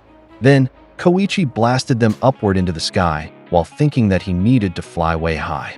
He said that this guy was fast and could jump like nobody's business. But there was one thing that Number 6 couldn't do, and that's how to fly. Koichi charged repulsion into his feet, and not long after, he powerfully blasted himself upward while carrying Number 6, saying that he had to drag him out of their neighborhood himself. While this was happening, we returned to the situation between Knuckleduster and Soga. Knuckleduster asked if Soga had made himself the bait on purpose before passing the baton to Koichi, and said that it looked like Soga was finally using his head. Soga crouched beside him and told him to stop talking because he needed first aid, but Knuckleduster, wheezing heavily, said that he was fine because the armor had saved him from the bullets. He said he was just a little out of breath because it had been a long time since he had a workout like this, commenting that it was a real killer. Because of this, Soga irritably asked if he was even listening, and pointed out that he could not die today because there were people counting on him to come home. They both watched as Koichi carried Number 6 farther and farther away, and Knuckleduster fell into thought after hearing Soga's words. He added that at his age, he should just sit down and watch the show. He said that all they could do now was trust Koichi to take care of what needed to be done. While he was saying this, we returned to Koichi and Number 6 situation, where Koichi was using all his strength to fly as fast as he could away from their neighborhood. Number 6, on the other hand, was seething with rage because Koichi kept interfering with his plans, and because of that, he could no longer control his emotions and decided to self-detonate. The scar on his face began to crackle, and before long, it triggered an explosion while he and Koichi were still high up in the air. According to Number 6, his goal was to become the high-speed hero o'clock, and he was meant to slot right into the gap he had left behind. The only one who could possibly stop him was the Number 1 hero, All Might, but as long as he avoided him, no one could stop his rise. However, it turned out he was wrong, because a particularly pesky pest had appeared, obstructing his life's path, and he was referring to Koichi. He then corrected himself, saying that that was a wrong way to think of him, because Koichi Himawari is none other than the ultimate villain who stood against his very existence. Then, returning to the present, Koichi could hardly believe that Number 6 had blown himself up. In the aftermath, he saw something that shocked him, something that appeared from the smoke. He wondered what it was, and we see that it looked like a balled-up figure wrapped in fire. That was 6's new form, where his body was now practically just fire, with only bones remaining. He stared deeply at Koichi, who looked extremely terrified. Then, he unleashed an electrical blast and charged at Koichi, catching him off guard. Even so, Koichi still managed to deflect 6's attack, but to the crawler's surprise, 6 wasted no time and immediately attacked again. According to the illusion of a clock, it was entirely unexpected. 6's current form has a body of combusting plasma that's precise and quick, and they had not realized that bomber cells had that much potential, and that form of Number 6 is called the lightning style. He also said that Number 6's admiration for heroes was what set him on the speedy path, and now, it was his despair and rage that allowed him to maximize his potential. It was said to be exquisite and intriguing beyond belief. At that moment, it was revealed that the illusion of a clock was actually all for one, and he said that 6 was no longer operating according to his whims, but had instead taken flight on his own free will. Truly, he had become the greatest guinea pig a man could ever wish for. 6 attacked again, releasing projectiles from his fingers. Koichi asked if those were bullets, but he corrected himself because they were more like missiles, and they were too fast. Koichi used his SGB again to deflect the attack, but it seemed he was still affected by it. From the corner of his eye, he saw that 6 was preparing to attack again, but this time using many more fingers, releasing a huge barrage of missiles. As he kept running from 6, Koichi said that the missiles were now homing in on him, so he prepared to counter them. He realized he was in big trouble because there were too many missiles, and he could not shoot them all down. It was a case of out of the frying pan and into the fire because aside from the missiles, 6 was also still charging at him. In the next scene, we return to Miyu, who was being chased by Yu, telling her to come back. Jubi then asked if she was seriously trying to find Cruller and questioned how that would help. Miyu answered that when Pop's step started acting differently, she had noticed it but did nothing. She wondered what would happen if something bad happened to Koichi, and if Pop's step woke up but Koichi was already gone. Jubi told her that it was not her fault, and Samazu said that she really could run fast. The dancers had already caught up to them, and the girlfriend of the Mad Hatter's leader said it was a good thing she had made the girls do all those laps. Then, you grabbed Miyu and told her that this was about all of them, so they should tackle it together. And for now, they needed to return to the cafe. And she was about to say something more, but she did not finish because they were all stunned by the sight of large circles appearing in the sky and the sound of explosions. Then, we returned to Koichi, and for him, Number 6 had sent out enough missiles to stop an army, and he could not outrun them or shoot down all of them. On top of that, he would run out of breath, so he would eventually get hit by the missiles. He said he had no other choice, so first, he would speed up to maximum speed. He would buy himself distance and height, just for some literal breathing room, before he could strike back using his shooty go blam. That became the cause of the explosions and the circles in the sky, which were seen by Miyu, Yu, their companions, and the civilians. It was also seen by Tsukauchi from the hospital, as well as Moyuru and Rapt. It was clearly seen by the people at Naruhata Station too, and at the same time, elsewhere, it was shown that the shinobi hero's equipment scattered around, Ingenium's helmet lying on the ground, Aizawa having finished fighting, and Soga carrying a first aid kit to Knuckle Duster. Then, a helicopter arrived at the scene of the explosions, and the reporter announced that they were live from Naruhata, which was currently under the grip of a major power outage. At that moment, above the town, 2 unidentified individuals were flying at high speed, firing glowing projectiles at each other. It was a mid-air battle, and the viewers are now seeing a dogfight. Koichi saw the chopper, and he noticed there was a camera guy on board, so he wondered if it was for a TV broadcast, because that would mean the news would reach beyond Naruhata and the heroes would show up. For him, that would work out just fine, and the only thing he needed to do was to keep running and running. All for One then told 6 that their battle had turned bombastic, and he supposes that they could call the Operation Anonymous a failure. He said the party would end there, and he could be seen sitting on the landing skid of the chopper. He asked 6 if they should move on to the retrieval phase, because rallying back from that setback would take time, but 6 said there was no need. For him, killing Koichi with all the strength he could muster was his one and only goal. That was his sole desire, his everything. All for One allowed him to do so, and told Number 6 to show him what he got. Show how brightly his very existence could burn. Because of that, Number 6 rushed at his opponent once again, and used his finger missiles, which concerned Koichi. However, he was surprised when the missiles zoomed right past him, and he realized they exploded behind him, while he was already within punching range of 6. He thought he had no way out because there was a wall of fire behind him and a bomb punch coming at him from the front. He could not escape, so he had to defend himself using all the oomph he had, and he was doing just that against 6 rapid punches, while 6 was delighted by what was happening. In the next scene, the fire on 6's body finally disappeared, leaving only his bones, making Koichi wonder. 6 bones fell to the ground, and Koichi remarked that it was a case of burnout. Then he wondered if Number 6 was dead. However, he then saw something else that made him shout, and it was an overwhelming number of Anons gathering on the street below him, and he wondered when they had arrived.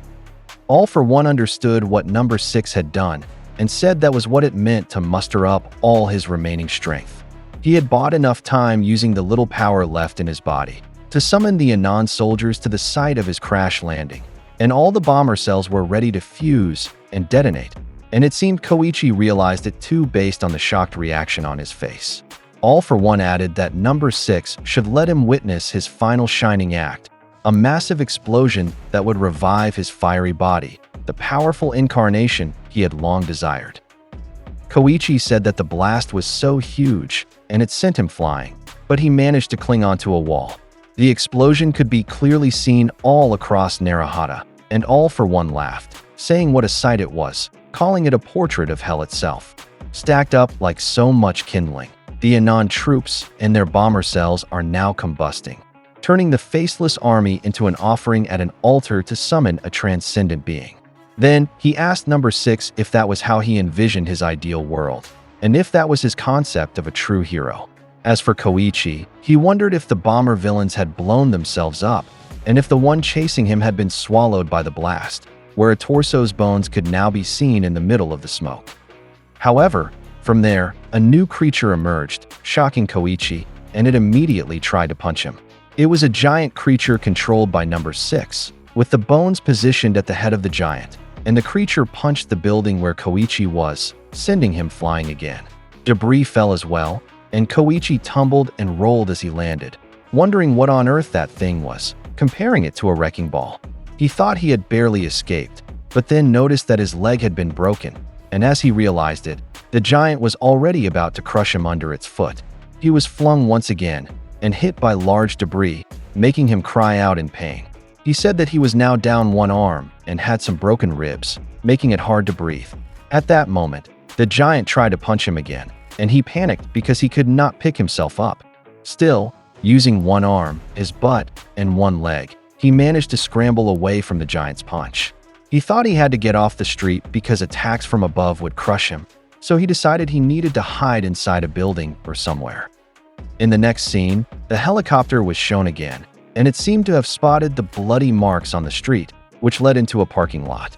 Those were Koichi's bloody marks, and he was screaming in pain, having a broken arm, a broken leg, and some busted ribs, not to mention bruises, burns, and scrapes all over his body. He had probably lost a lot of blood and thought he had never been in worse shape than this. He could still hear the chopper hovering above, and he wondered why it was taking All Might so long to arrive. He hoped All Might would decide to show himself before his time is up. At that moment, standing outside the parking lot was the giant number 6, and All for One commented that the target would become even harder to hit under the derelict building, and that Koichi is a master of the art of hide and seek. Time was ticking, and he wondered what number 6's next move would be. Number 6 said he was burning hot, scorching heat, blinding light, no air to breathe, and the same searing pain he had felt when he was burning before, but now his brain was burning hotter than any fire. It is overheating beyond belief inside his skull, his own personal inferno consuming him to nothing, and it was time to unleash his internal fire and explode forth. At that moment, his flames grew even stronger, and lightning started crackling from his body. Number 6 transformed again, and this new form was called Destruction Style. All for One said very well, asking if that was the conclusion number 6 had reached, noting that he resembled his old chum, All Might. Number 6 then shattered mortal machinations into dust and ash with overwhelming force. Or simply put, he began punching the building where Koichi was hiding. While number 6 continued to destroy the building where Koichi was hiding, Koichi was terrified inside because the roof was about to give in.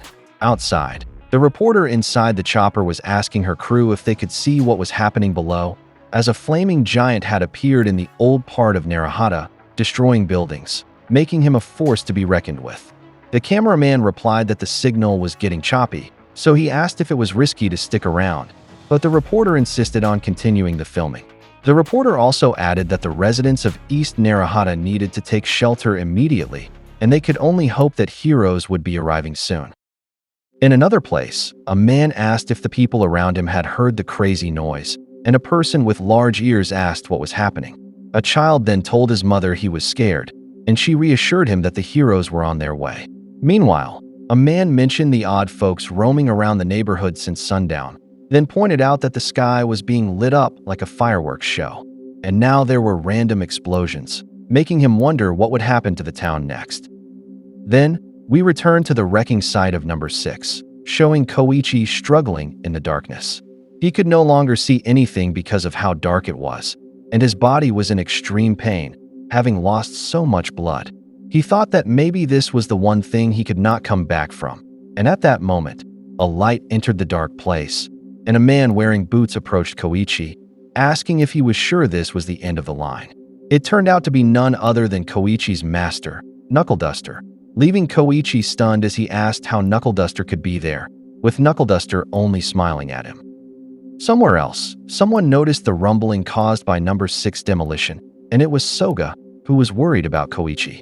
However, He told himself to stop worrying and to trust Koichi and focus on his own task. Then, he told Knuckle Duster he would check his wounds, so he should lay down. When Knuckle Duster did not move, Soga called him again, approaching with fear visible on his face. Returning to Koichi, he said he thought he understood what was happening. He asked if this was his life flashing before his eyes, and if this was the final call before the train left the station. It probably meant one of them would die, and he thought it would be him. Knuckle Duster asked why he thought that, and Koichi answered that he was badly hurt and could not move. Knuckle Duster asked if he was sure about that, which made Koichi wonder. Knuckle Duster said he might be fine and dandy, and told him to at least try.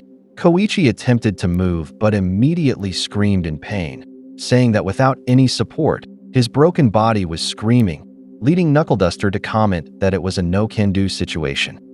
Because of that, Knuckle Duster suggested that Koichi try wrapping his painful parts with his quirk to support them, making his body like a stiff shell. Koichi replied that would take serious skills, but when he tried it, he was surprised that it worked. Then he asked what if he coated his entire body with his quirk's power, similar to what Captain Celebrity did. He tried it, and said he was practically floating in midair, feeling like he could move, and Knuckle Duster told him he has got the skills. Next was the escape, and Koichi said it was easier said than done in that darkness, to which Knuckle Duster agreed, telling him to just start groping around. Koichi asked if that was it.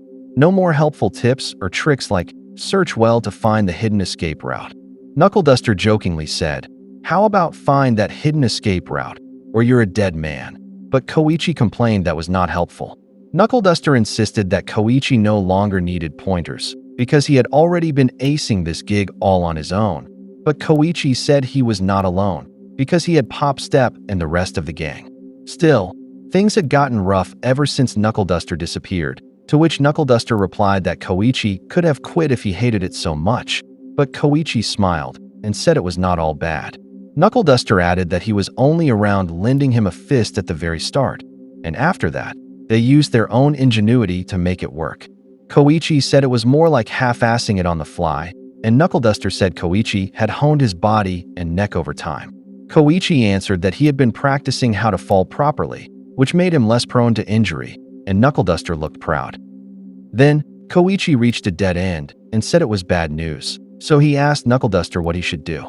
Instead of answering, Knuckle Duster just praised Koichi for doing a killer job getting that far. Knuckle Duster further added that Koichi is an apprentice that made his master proud, which surprised him. Koichi realized that it must mean his time was almost up because Knuckle Duster mentioned the line, making it this far. He added that somehow, he managed to keep Pop Step safe and did an amazing job for himself, or at least things worked out for the better. Anyway, he said, there were worse ways of going out than just chatting with Knuckle Duster. But before he could finish, Knuckle Duster interrupted, saying that going forward, it would be the Knuckles taking the stage. Koichi was surprised, and Knuckle Duster said it felt good to pound some villains. While Koichi and Knuckle Duster continued talking, Number 6 was still relentlessly destroying the building. 6 wondered aloud if Koichi was not dead yet. He told Koichi to just skitter and hide like a cockroach because he would not hold back anymore. All for One was watching from a distance, and 6 said he would flatten the entire building. From the rubble, 4 beams suddenly burst upward, catching Number 6 off guard. He saw Koichi standing amidst the rubble, his knuckles glowing. It was Koichi's new style, the crawler knuckle style. Back at the hospital, Pop Step suddenly went into a seizure. Midnight was shocked when she saw it and wondered why it was happening now. The nurses quickly rushed to check her vitals. Midnight felt bad for her, knowing that Koichi was fighting so hard outside for her sake. That was why Pop Step could not give up now. Meanwhile, back with Koichi, he could not believe the power of his knuckle-style attack. Number 6, determined to finish things, wound up for another punch and called out Koichi's full name. Hearing that, Koichi immediately ran away. It seemed that the first punch had been the bad one, the shot he's never supposed to use. Koichi dodged the explosions when suddenly someone called out to him. It was the illusion of Knuckle Duster appearing once again, telling him that the enemy was a big one and deserved a knuckle sandwich. Koichi was completely shocked to see him again because he had thought for sure Knuckle Duster had already crossed over to the afterlife by now. Knuckle Duster told him to carefully observe Number 6. His body was a cluster of pure energy, not something that could be destroyed in the usual way. But his true body was in his head, and that exposed brain was definitely his weak point. He urged Koichi to strike that brain with his fist to make sure the villain would be killed. Koichi could not believe what he was hearing. However, Knuckle Duster insisted that it was either he killed number 6 or he himself would die. There was no more room to hold back. Even so, Koichi admitted that he still wanted to hold back. Knuckle Duster then suggested that he just use his Shooty-Go Kablum, but Koichi still refused. He said he was not on board with that plan either. He kept running straight ahead, dodging debris and explosions everywhere. Koichi wondered about the logic behind killing someone, that it had to be done with his own fist. He was not convinced that it was something he could just accept. Suddenly, the illusion of Pop's step appeared behind him and agreed with him. Koichi was completely shocked by her presence, which irritated her. He tried to explain himself to her, but once again, number 6 targeted him. Koichi and Pop Step ran away, and Koichi greeted her with a long time no see.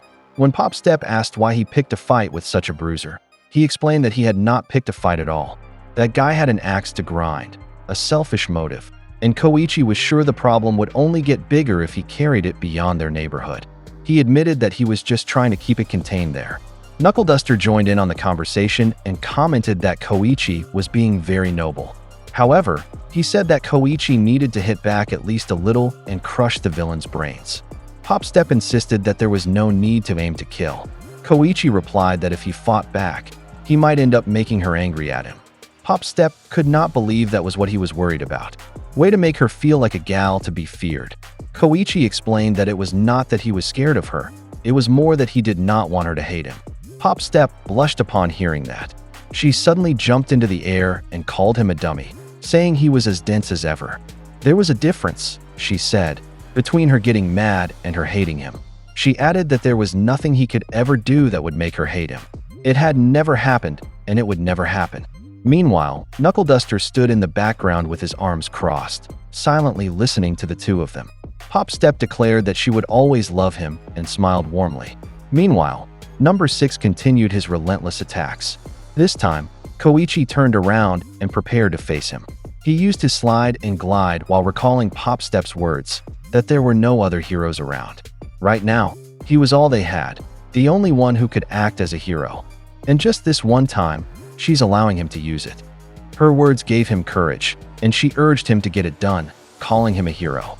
Koichi took his stance and swung a powerful knuckle-style punch, unleashing multiple blasts that opened up massive holes in number 6's giant body. The explosion caused by Koichi's attack had an impact on number 6's body. Meanwhile, All for One quietly observed Koichi, also known as the Crawler. He noted that Koichi's quirk was simple. The ring-shaped force field could either repulse or absorb to some small degree. He found Koichi's relative mastery over his quirk and the clever, practical applications impressive. However, the quirk itself was mediocre at best. The sudden and occasional high-output bursts were only momentary, and Koichi would run out of steam after just a few seconds. It would never amount to anything more than polished use of a quirk that lacked the power to be decisive in any way. At least, that was what All for One thought.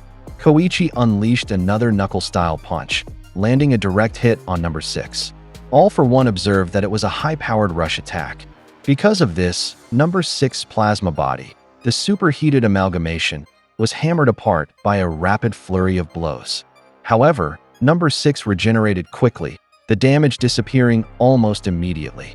Pop Step warned Koichi that it seemed like the attack had no effect. Strangely, Koichi looked relieved and even smiled. He realized that as long as this was not the real body, he could keep punching without hesitation and buy more time. Pop Step was a bit worried with Koichi's statement. After regenerating, number 6 attacked again, and the Vigilantes took off running. Knuckle Duster commented that unfortunately, number 6 would not show him the same courtesy, since he intended to kill him. Koichi thought that somehow, he just needed to avoid dying. Pop Step said that it was a great time for him to be taking things easy against a killer monster. Suddenly, they noticed a building starting to collapse. They screamed and quickly moved to avoid getting crushed. Koichi pointed out how tragic it would be if something like that happened near the station or other crowded places. That was why he said making a stand in the old town was the right move.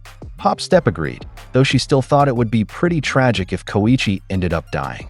She suggested that he run for real now, for his own safety.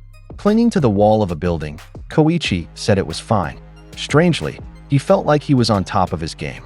Pop Step was surprised because she thought he would be battered and broken by now. Besides, Koichi was confident that the heroes would soon show up. Koichi moved again and landed a knuckle-style punch on number 6's body. As he did, All for One observed the abnormally powerful output he was generating. It was beyond what should have been possible for a single individual.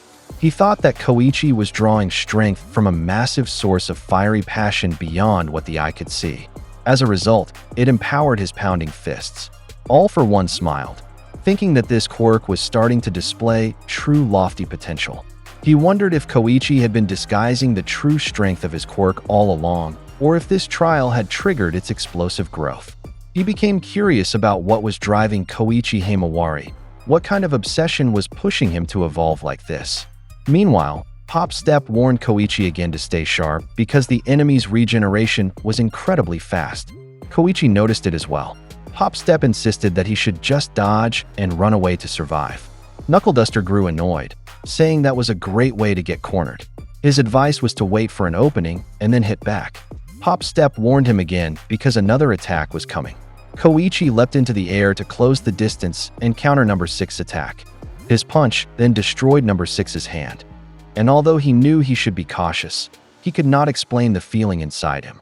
Despite the danger, he realized he was really enjoying himself. Flashback to when Koichi thought that he was never really anything out of the ordinary. Like other kids, he loved playing hero games. At the playground, he and the other neighborhood kids would spend the entire day caught up in their fantasies of becoming heroes. Even back then, he was never good at reading the room or understanding the situation around him. When the sun began to set and his friends started heading home one by one, he would be the last kid left at the playground. That was when he would stop and think. As he waved goodbye to the others, he would realize that the fun was over. His All Might toy could be seen lying on the ground. In the years that followed, he kept wearing his All Might hoodie into high school, even while his classmates would tell him that they had already moved on from their hero dreams. Koichi knew the situation. To become a hero, you had to enroll in one of the special schools. Eventually, there came a time when everyone started thinking about how to live a normal life. Finally, he read the situation clearly, saw the writing on the wall, and did what he thought he was supposed to do. He passed the test, found a job, and got ready for a proper, stable life. It was time to leave the childish games behind, even though part of him was still caught up in the fun. Back in the present, Koichi finally understood. As number 6 prepared to attack again, Koichi accepted that today was the day when his childish dream would finally come to an end. Number 6 unleashed a destructive punch to end the fight. This time, Koichi could no longer do anything to escape. All he could do was shield his face against the massive explosion. The blow landed directly, and it seemed like he was swallowed by the flames. All that remained was his costume, which fell to the ground. As he watched the scene unfold, All for One thought that after unleashing such a powerful blow, Koichi had been left in open. With that, there was no way he could still be walking away after taking such a nasty counterstrike. And without a body, there would be no sample to retrieve. Still, All for One smiled, considering the experiment worthwhile. There had been so many unexpected discoveries, especially regarding the hidden potential of the crawler. He called it an eye-opener. Although, ultimately, Koichi could not stand up to the tenacity of number 6.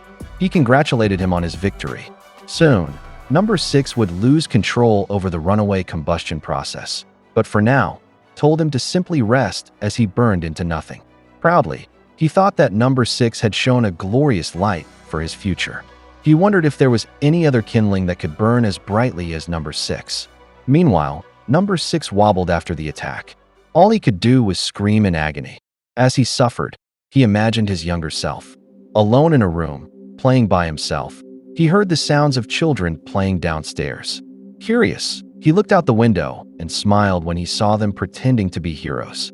Quickly, he packed his toys into a bucket and rushed outside to join them. The other kids were surprised by his sudden arrival. When he pulled out his toys and proudly showed them, not a single one paid attention. They all moved away from him, something he had not expected. Left behind, he stayed alone in the plays-in area until someone approached him. Back in the present, both number 6 and All for One were surprised to see that Koichi was still alive. He was still using his slide and glide quirk to get closer. In Koichi's mind, he knew that his quirk could not provide perfect defense. If he got hit the wrong way, he would definitely be toast. The truth was, he was so exhausted that he felt like he could collapse at any moment. He was already way past his limit. No one would blame him if he decided to run away now. As he slowly stood up, he could not understand why. For some reason, he was still there. When he was blasted away and heard number 6 screaming, the sound echoed like the roar of a mad beast. Normally, that kind of howl came from villains and criminals whose quirks went wild, putting people in danger. But when he heard that sound, for whatever reason, he just could not sit still.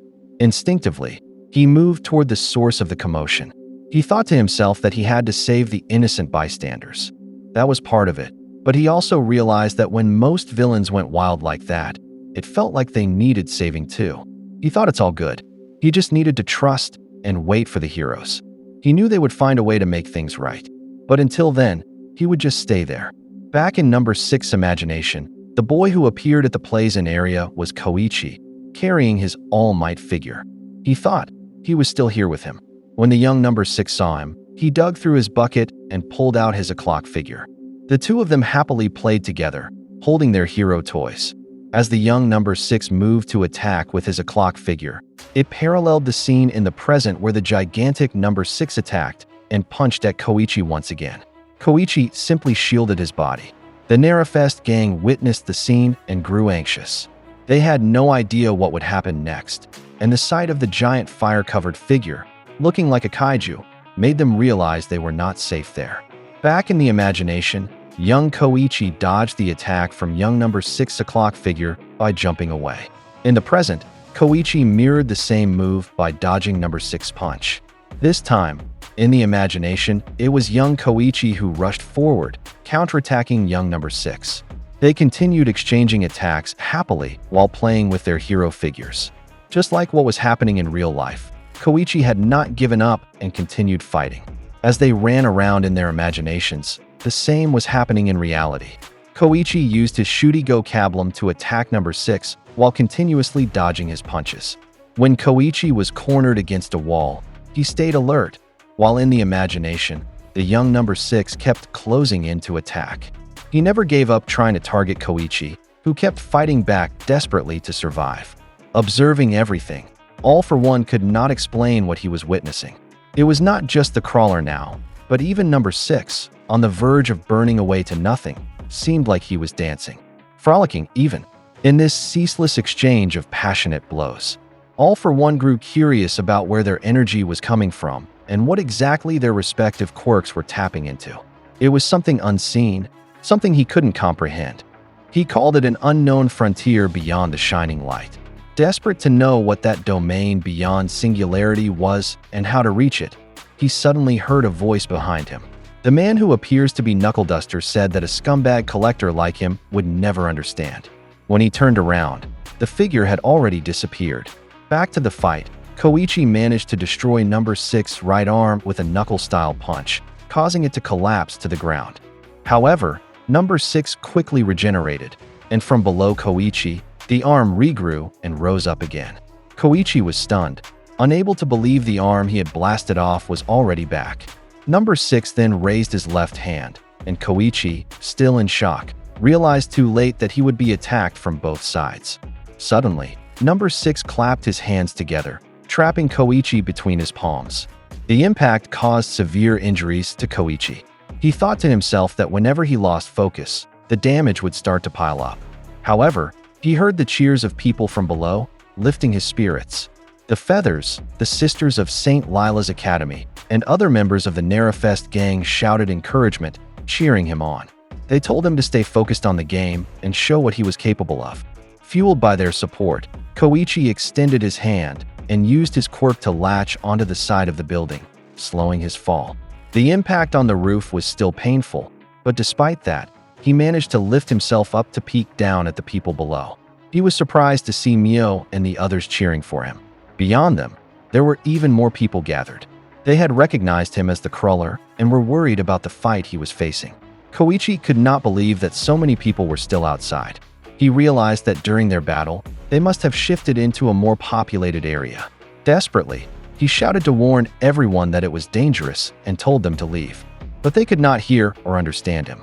Instead, they just cheered even louder, saying they were all supporting him.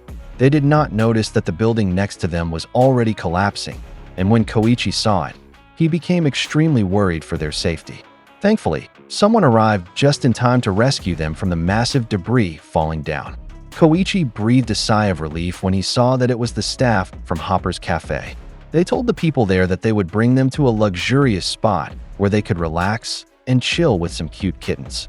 They even showed pictures of the cats they had at the cafe to encourage everyone to leave. Samazu and Nanamaru were called to help guide the people away, and they responded quickly. Hat Kid was also called over to help escort the women out of the area. However, the group insisted that they were there to help too, but they were told to forget about that and just run. Meanwhile, the Hata brothers called out to Crawler, telling him not to let that monster get anywhere near their shop. One busted-up business was enough for a lifetime. Koichi simply nodded at what they said. He then looked up when he heard the sound of a helicopter. From above, a reporter from the newscopter called out to the citizens of Naruhata, warning them that the giant villain was extremely fast and brutal. She stressed that the villain was a threat to their lives and urged everyone to evacuate and get as far away as possible from the area. He repeated the warning over and over, telling them to run as far as they could. However, the broadcast caught Number 6's attention, alarming Koichi.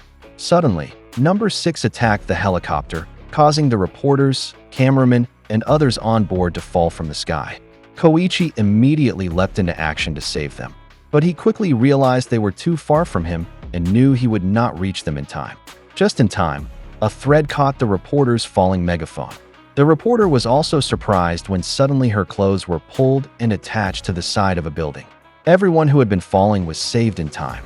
Picking up the megaphone, the man announced that they had lost contact with the rest of the city, and now the giant villain was rampaging.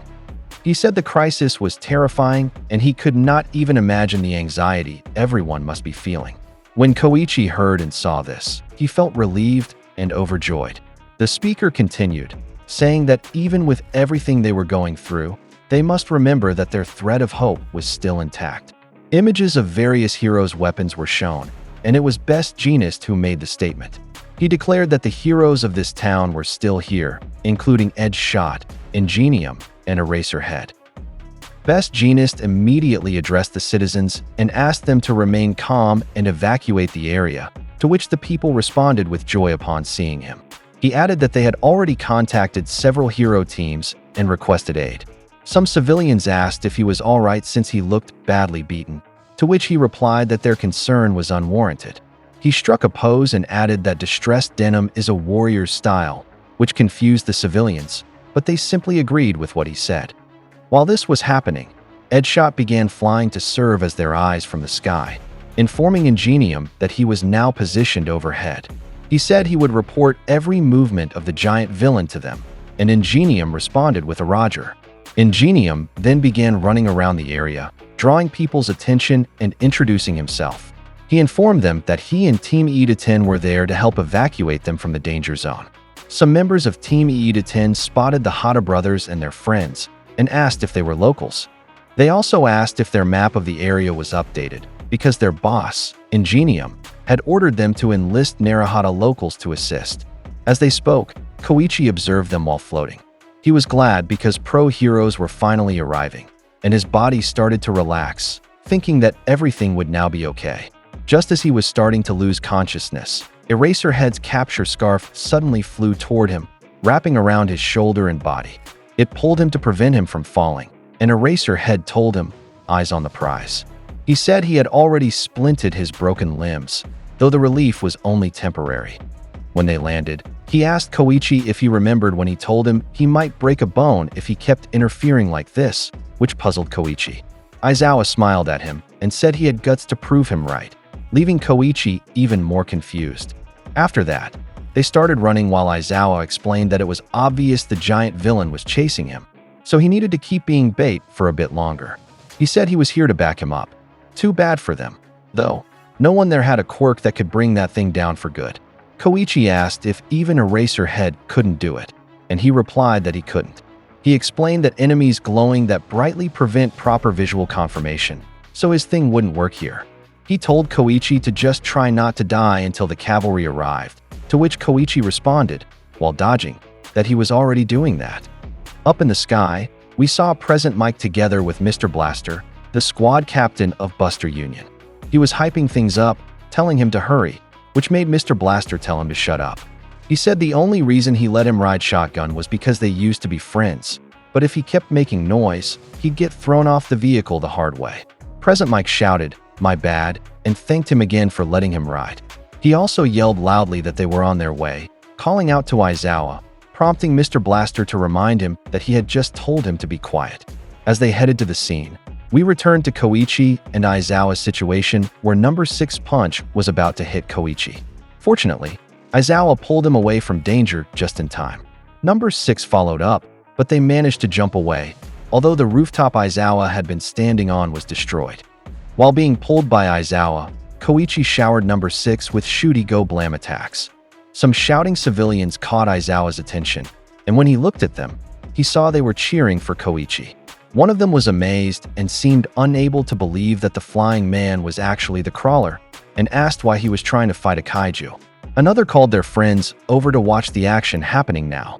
The crowd loudly cheered and praised his moves with all their might, while Ingenium pulled them back and asked them to leave the area. Someone in the crowd also wondered who the other guy dressed entirely in black was. Koichi gradually drew attention from every corner of the battlefield, and people commented that he had chosen a terrifying villain to fight. As they watched him giving everything he had to take down number 6, the civilians around him continuously cheered for him to defeat this villain. Even the former villains they had once apprehended started cheering for him, and the people restrained by Best Jeanist also joined in the shouting. The intensity of this battle was visible on Koichi's face as Aizawa supported him by holding him up with his scarf. They even inspired fighting spirit in the children and his friends, who began to cheer for him as well. When Aizawa noticed this, he commented that Koichi really was popular, which made Koichi blush with delight. Aizawa then pointed out that it wasn't a compliment and that it was actually slowing down the evacuation, which was likely adding to number 6's irritation. When Koichi looked at number 6, we were suddenly taken into his mind. He envisioned himself in the middle of many children at a park, and those kids started playing with Koichi. It was as if he had been left alone again when that happened, leaving him heartbroken and sad. So overwhelmed with sadness, all he could do was let go of his o'clock action figure, stare, and tear up. In the present, he suddenly stopped his rampage upon remembering that. As he watched the people endlessly cheering for Koichi, he thought to himself that his dreams, everything he had wanted for himself, and all the things he wished to become, were all happening to Koichi. After realizing this, he suddenly screamed in frustration, which caused an uncontrollable surge of power to erupt. Worry was visible on Koichi's face as this happened, and number 6's body began to break down from releasing too much energy.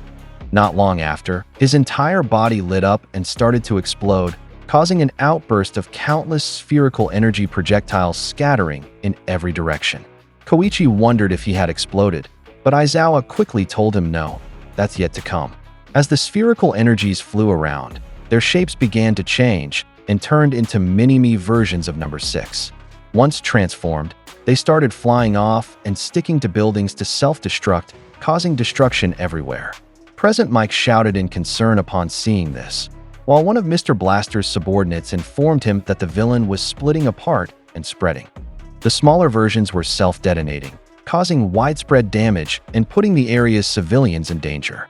Mr. Blaster grew concerned after hearing this, but something caught his attention when someone spoke through his communications device, saying that the Buster Union's specialty was concentrated firepower against a single villain, meaning the current situation was out of their wheelhouse. When Mr. Blaster and Present Mike looked up, they saw a cargo plane, and from it, Endeavor leapt out, shouting that it was time for him to take charge. While this was happening, the scene suddenly shifted to the cafe where Mr. Yagi frequently ate, and there, The waitress was asking her boss if she should already pack the food at one table into a takeout box.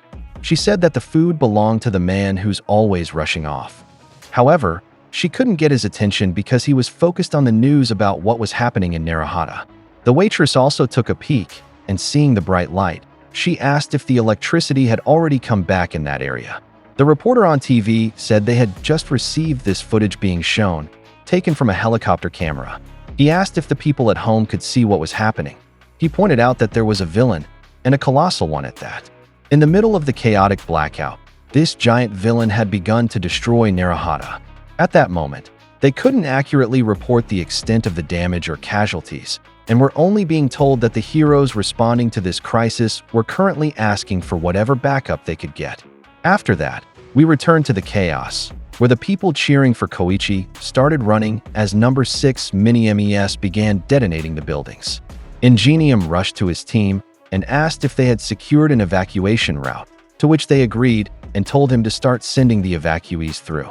With the help of the Hopper's Cafe employees, the two friends Jubei and Samazu, and the former members of the Marikana team, they guided the civilians through the proper path. While this was happening, 2 civilians were being chased by one of number 6 Mini-MEs, but thankfully Edshot arrived and stopped it. However, it looked like he used his body to take the hit, which alarmed the 2 civilians. But it turned out he had used a substitution jutsu, prompting the male civilian to comment on how cool that was and thank him. Elsewhere, a building began to collapse while many people were near it, but Best Jeanist rushed to the rescue and used his fiber clothes to wrap around the falling structure to stop it. The worried crowd sighed in relief, but when one female civilian looked back at Best Jeanist, she was surprised and blushed at what she saw. It turned out he had used up his entire outfit just to stop the building. He told them not to worry because he was unbothered, but the woman still yelled at him to put some clothes on. From one of the building walls, Koichi and Aizawa observed the movement of number 6 squad of bombers. Koichi noticed that they didn't seem to have any intelligence or goal. They were just moving around haphazardly. He also wondered where the real body was, so he started glancing around to see where number 6's actual body had gone, while Aizawa silently clung to the wall. Aizawa noticed several people nearly crushed by debris falling from collapsing buildings, and when he saw something in the rubble, his eyes widened and he suddenly rushed toward it, leaving Koichi confused. While Endeavor was descending, his assistant Burnin approached and explained that it was still a chaotic mess on the ground, so they couldn't attack yet. Endeavor replied that she should open her eyes. If they stayed idle any longer, they'd witness even more destruction. He said he would take full responsibility for whatever happened here, which shocked Burnin and made her ask if he really meant that. Endeavor's flames began to intensify, and as he released massive fireballs from both hands, he shouted that they would roast this gang of villains, all while minimizing the damage. Higher up in the sky, something began to shine, and when Endeavor sensed it, an irritated expression appeared on his face. Inside the building where Tsukauchi and several police officers were, he smiled and shouted, "At last," upon seeing the glimmer. Not long after, the glowing figure rapidly passed beside Endeavor, and the number 2 hero was forced to step back due to the sheer speed. As it flew past countless mini-me's of number 6, they were instantly obliterated, bursting like bubbles. It turned out to be All Might, and as soon as he arrived, he began tagging each of the numerous enhanced bomber villains while delivering his signature line. "Have no fear, I am here." He gave each of them a smash one by one and effortlessly sent them flying into the air. He slid, sprinted, positioned himself beneath them, and before long, he had lifted all the bomber villains into the sky. Endeavor was stunned when he noticed this, and even the other heroes began to wonder why All Might did that. It didn't take long for Endeavor to realize it was an assist. This made him comment that the number 1 hero was as brazen as ever. As he said that All Might wasn't going to get any thanks from him, he began preparing to use his technique, the Flashfire Fist.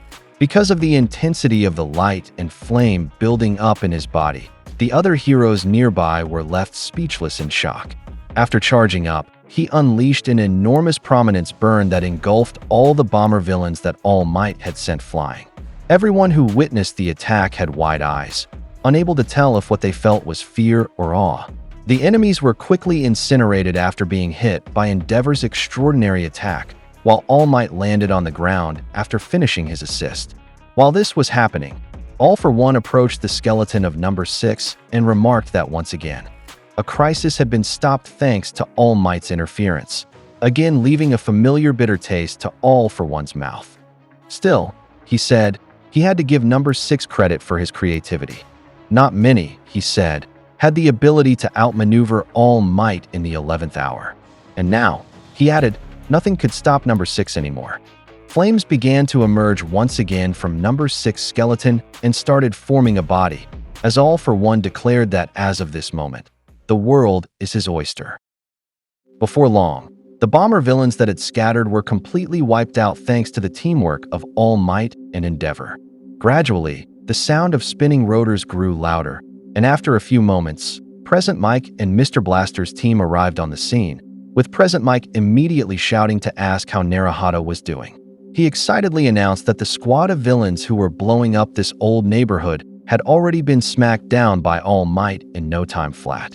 We were then shown All Might, who had captured the attention of the crowd, while Endeavor, on the other hand, was completely ignored by them. All Might also informed them that their power and phone lines would be back later tonight. Following that, he asked his Naruhata listeners to head home and chill out. If they could walk, they should head home on foot, and if not, they should call a hero. As for on-site needs, he said Team Oniii-Chan was running the local crisis response operation, and he thanked all the relief workers present, saying they were happy to have them there. Meanwhile, the former members of the Americana team and Hopper's Cafe employees started going around asking if anyone was injured or exhausted, encouraging them to head to the evacuation center. They informed everyone that volunteers were ready to help with recovery and invited them to visit the sign-up spot beside them. One of the members of Team Oniii-Chan also asked for a few more strong individuals to help set up more tents.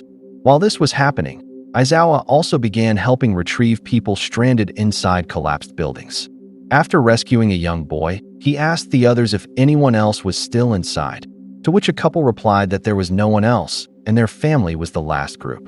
They gratefully thanked him, but he simply told them to save their breath and focus on getting to safety. Aizawa sat down on a large piece of debris and took a breath, as Present Mike approached him to praise him for the great work.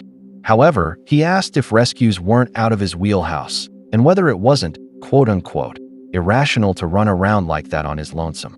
Aizawa pointed out that in a crisis, the safety of citizens is the top priority, so actually, what he did was a rational choice. He then asked if Present Mike understood that. Present Mike responded that he was just glad Aizawa still had the energy to rationalize like that, and brought up that they'd be catching up later. Mr. Blaster then got irritated that he couldn't ditch Present Mike yet. Present Mike also reminded Aizawa not to forget to check on the crawler, which caught his attention and made him turn to the distance, wondering where Koichi was. Elsewhere in the area, number 6 moved quickly, and we were shown his current appearance as he walked among a crowd of civilians, his body scorched, like it had been burning for a long time. All for One was speaking to him, laughing, saying he's seen better days. Like a burned-up corpse now wandering around. He said that without enough bomber cells, his combustion had ended before it was completed, but he should still be able to achieve his final goal. He explained that number 6's specialty was Operation Anonymous, and that it was the right decision to abandon the plasma body earlier. He added that All Might and the lower-ranked heroes had already dropped their guard, fully convinced they had survived the suicidal detonations of that terrifying villain. Again, he continued, he is the invisible man, secretly moving through the blind spots of both heroes and civilians. He also pointed out that even with his monstrous power, number 6 couldn't eliminate the crawler, but now he could finally finish the job, and no one would even know. Number 6 climbed up a building to get higher ground and search for Koichi, and not long after, they spotted him on top of another building, looking anxious and worried as he scanned the area. All for One pointed out that one quick strike from behind would end his life, and ordered number 6 to make sure to retrieve the body for him. He then began to show excitement at the thought of the joy he'd feel analyzing what made Koichi tick. Then, he urged number 6 to move immediately and waste no time, telling him to kill Koichi for him. Number 6 then raised his hand and placed it over his face, starting to make a new face, which prompted All for One to comment that he had no need for one. After forming a face, number 6 approached Koichi and called out his name. Koichi was surprised and seemed to be relieved to see number 6. He explained that what he pulled off earlier was insane. He added that he was feeling beaten up too, so he suggested they go to the hospital. However, number 6 irritably said that it was too late for that. He explained that he had nothing left. No arms, no legs, no internal organs, not even a scrap remained. He said that only his quirk was holding his form together, like a ghost in a shell. He pointed out that he was already dead, and no one could save him anymore. So Koichi's nice guy act was pointless. He asked if Koichi understood that, and Koichi hesitantly replied that maybe he had a point, or maybe not. He said he didn't really know much about finding meaning in things, and once again suggested going to the hospital. That made number 6 go silent, and he realized that at the end of the day, he and Koichi were not the same. While stretching out his claws, he said that all he ever wanted was meaning, proof that he existed. A way to leave a mark on this world before he left. Koichi tried to calm him down, but in a flash, number 6 launched a stab attack with his sharp claws. Fortunately, Koichi managed to dodge it, but his cheek was grazed, causing it to bleed. After that, number 6 said, "Tagged ya." And as he stepped back, he laughed and asked if Koichi saw that he managed to leave a mark, that it would make for a cool scar, leaving Koichi confused. He said that every time he looked in the mirror, he'd remember the weight of responsibility, the meaning of existence, and the man he couldn't save, no matter how hard he tried. Then, number 6 suddenly jumped off the rooftop, prompting Koichi to shout in concern and tell him to be careful. Even though Koichi tried to catch him, number 6's body exploded, causing a wide impact blast that sent Koichi flying. While this was happening, number 6's skeleton slowly disintegrated. He explained that there was a delay before all physical sensation cuts off. As his body was erased, his brain stretched out his final moment, drawing on every memory he had. He commented that it was a shame he had nothing worth remembering. Just a blank slate. No past, no future. However, despite that, he somehow heard something, which made him wonder what it was, until he noticed it was a song. He began to remember the times Pop Step sang in front of a crowd, and he asked himself why that was the memory that stood out. He pointed out that that wasn't even the real him. Rokuro Nomura was just an assumed identity, modeled after Koichi Himawari. A fake, a fraud, an imposter pretending to be someone. But, he said, the song Pop Step made was really beautiful. He said that the first time he heard it, he even cried. Not far away, on top of a rooftop, the spirit of Pop Step was shown singing her song, which made Knuckle Duster wonder why she was singing it for number 6 and not Koichi. Pop Step replied that it was because the song was about being stubborn, about holding on. She added that besides, she'd rather talk to Koichi normally than sing to him. Knuckle Duster then commented, coulda, woulda, shoulda, and pointed out that now was the time for that. Pop Step agreed. While standing up, Pop Step spoke to Koichi in her mind and told him that they shared a lot of good times together. So many conversations, day after day. But, she said, she never got to tell him what really mattered. Those are the kinds of chances that tend to slip away. She added that this was all she could say as she goes, "Bye-bye, my hero." Then she and Knuckle Duster began to float into the air, as if their spirits were going to the heavens. After that, the scene suddenly shifted, showing Knuckle Duster's physical body waking up thanks to the makeshift defibrillator, and Midnight giving Pop Step mouth-to-mouth resuscitation. When Knuckle Duster woke up, he saw Soga, who told him that just like he said, he wasn't allowed to die and leave them behind, while calling him an old fart. Inside Pop Step's hospital room, the nurse and doctor happily informed Midnight that Pop had a pulse and her blood pressure was now stable. Not long after, Pop Step's eyes slowly began to open, and she was able to look at Midnight, though she was still visibly weak. Midnight immediately covered her with a blanket and comforted her, saying she didn't need to worry and should just rest until Koichi comes to visit her. After that, the scene returned to the Naruhata area, where police officers, ambulances, and helicopters gradually began to arrive. Rapt and Moiru turned their eyes toward the sky upon hearing them, while the police stationed outside the hospital began to mobilize once more. As Tsukauchi roamed around, he spotted Mr. Yagi resting on one side while drinking coffee. Yu and some other Marikana members were anxiously wondering where Koichi could be by now. Meanwhile, cleanup efforts in the city had already begun. Heroes and government workers surrounded the area, deploying search and rescue teams, repairing power lines, and guiding civilians to safe locations. Aizawa, on the other hand, kept searching for Koichi. Unfortunately, when he finally arrived at the rooftop where Koichi had been, he found him lying unconscious on the ground. His eyes widened in shock as the sound of circling helicopters filled the air. In the next scene, we were shown the gradual restoration of the hospital where Pop's step had been taken, and it was revealed that 2 weeks had already passed since the night of number 6 chaos. Yet the investigation and cleanup had barely even begun. Tsukauchi pointed out that the Naruhata lockdown had become a grave affair. He said it went without saying that the giant villain caused massive destruction, but the meticulous and devious plan to isolate an inner-city neighborhood was a new kind of villain tactic that exploited a blind spot in hero society. It was then shown that he was inside Koichi's hospital room, and he told him that on that night, Koichi was treated as a villain on the run and was caught by pro-heroes, before being dragged into the battle against the mob of villains. He was ordered to leave the scene and act as a messenger, but he still encountered consecutive villain attacks along the way, and that basically summed up the whole incident. He also said that he and the heroes were responsible for Koichi during all that, and now they were awaiting their punishment.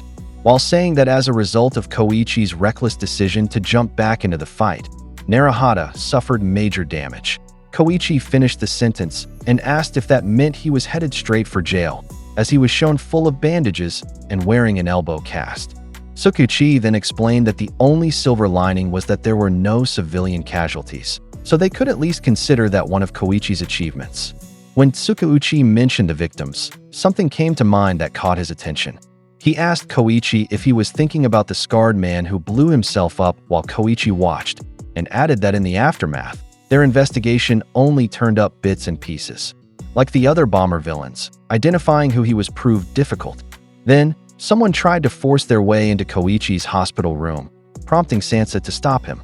It turned out to be Captain Celebrity, who immediately told the Japanese police guys that the unjust interrogation of his sidekick needed to end, which shocked Koichi upon seeing him arrive.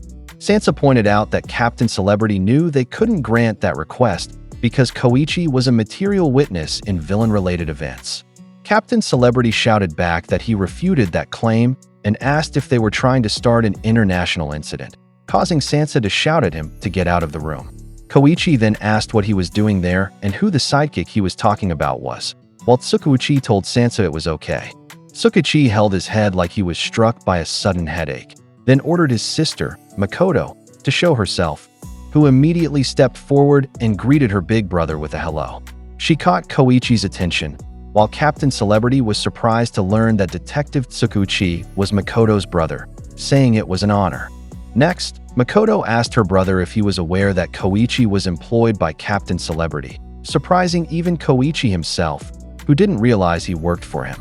Captain Celebrity whispered to Koichi and asked if he remembered the lunches and snacks he ate in the green room during Narufest, then explained that their agency funded the money for that catering.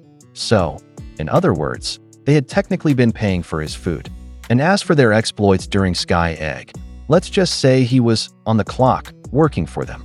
Furthermore, Makoto said that according to numerous Naruhata locals, it was easy to confirm that the two of them had collaborated while out on patrol. Tsukauchi then commented that Makoto was always good at this kind of quibbling and hand-waving. And just as Makoto was about to object to the accusation of quibbling and hand-waving, Tsukauchi agreed that it was fine. Her point had already been made. After that, he asked if all this hot air Makoto was blowing would actually help him, to which Makoto confidently replied that she had it handled. While Makoto continued explaining their suggestion that the CC Corporation provide protection for Koichi, as well as for Pop Step, Koichi suddenly remembered Pop Step and asked how she was doing. He said they kept telling him that he couldn't see her yet. Makoto reluctantly answered about her condition, explaining that on the night Koichi was severely injured, Pop Step had regained consciousness. She explained that what Pop went through had affected her brain, and the long coma had left her physically very weak. She then added that finally, Pop Step was ready to get out of bed today, and as she said this, she brought Pop Step into the room in a wheelchair, holding a paper bag. Koichi smiled and said it was good to see her, but Pop Step remained silent.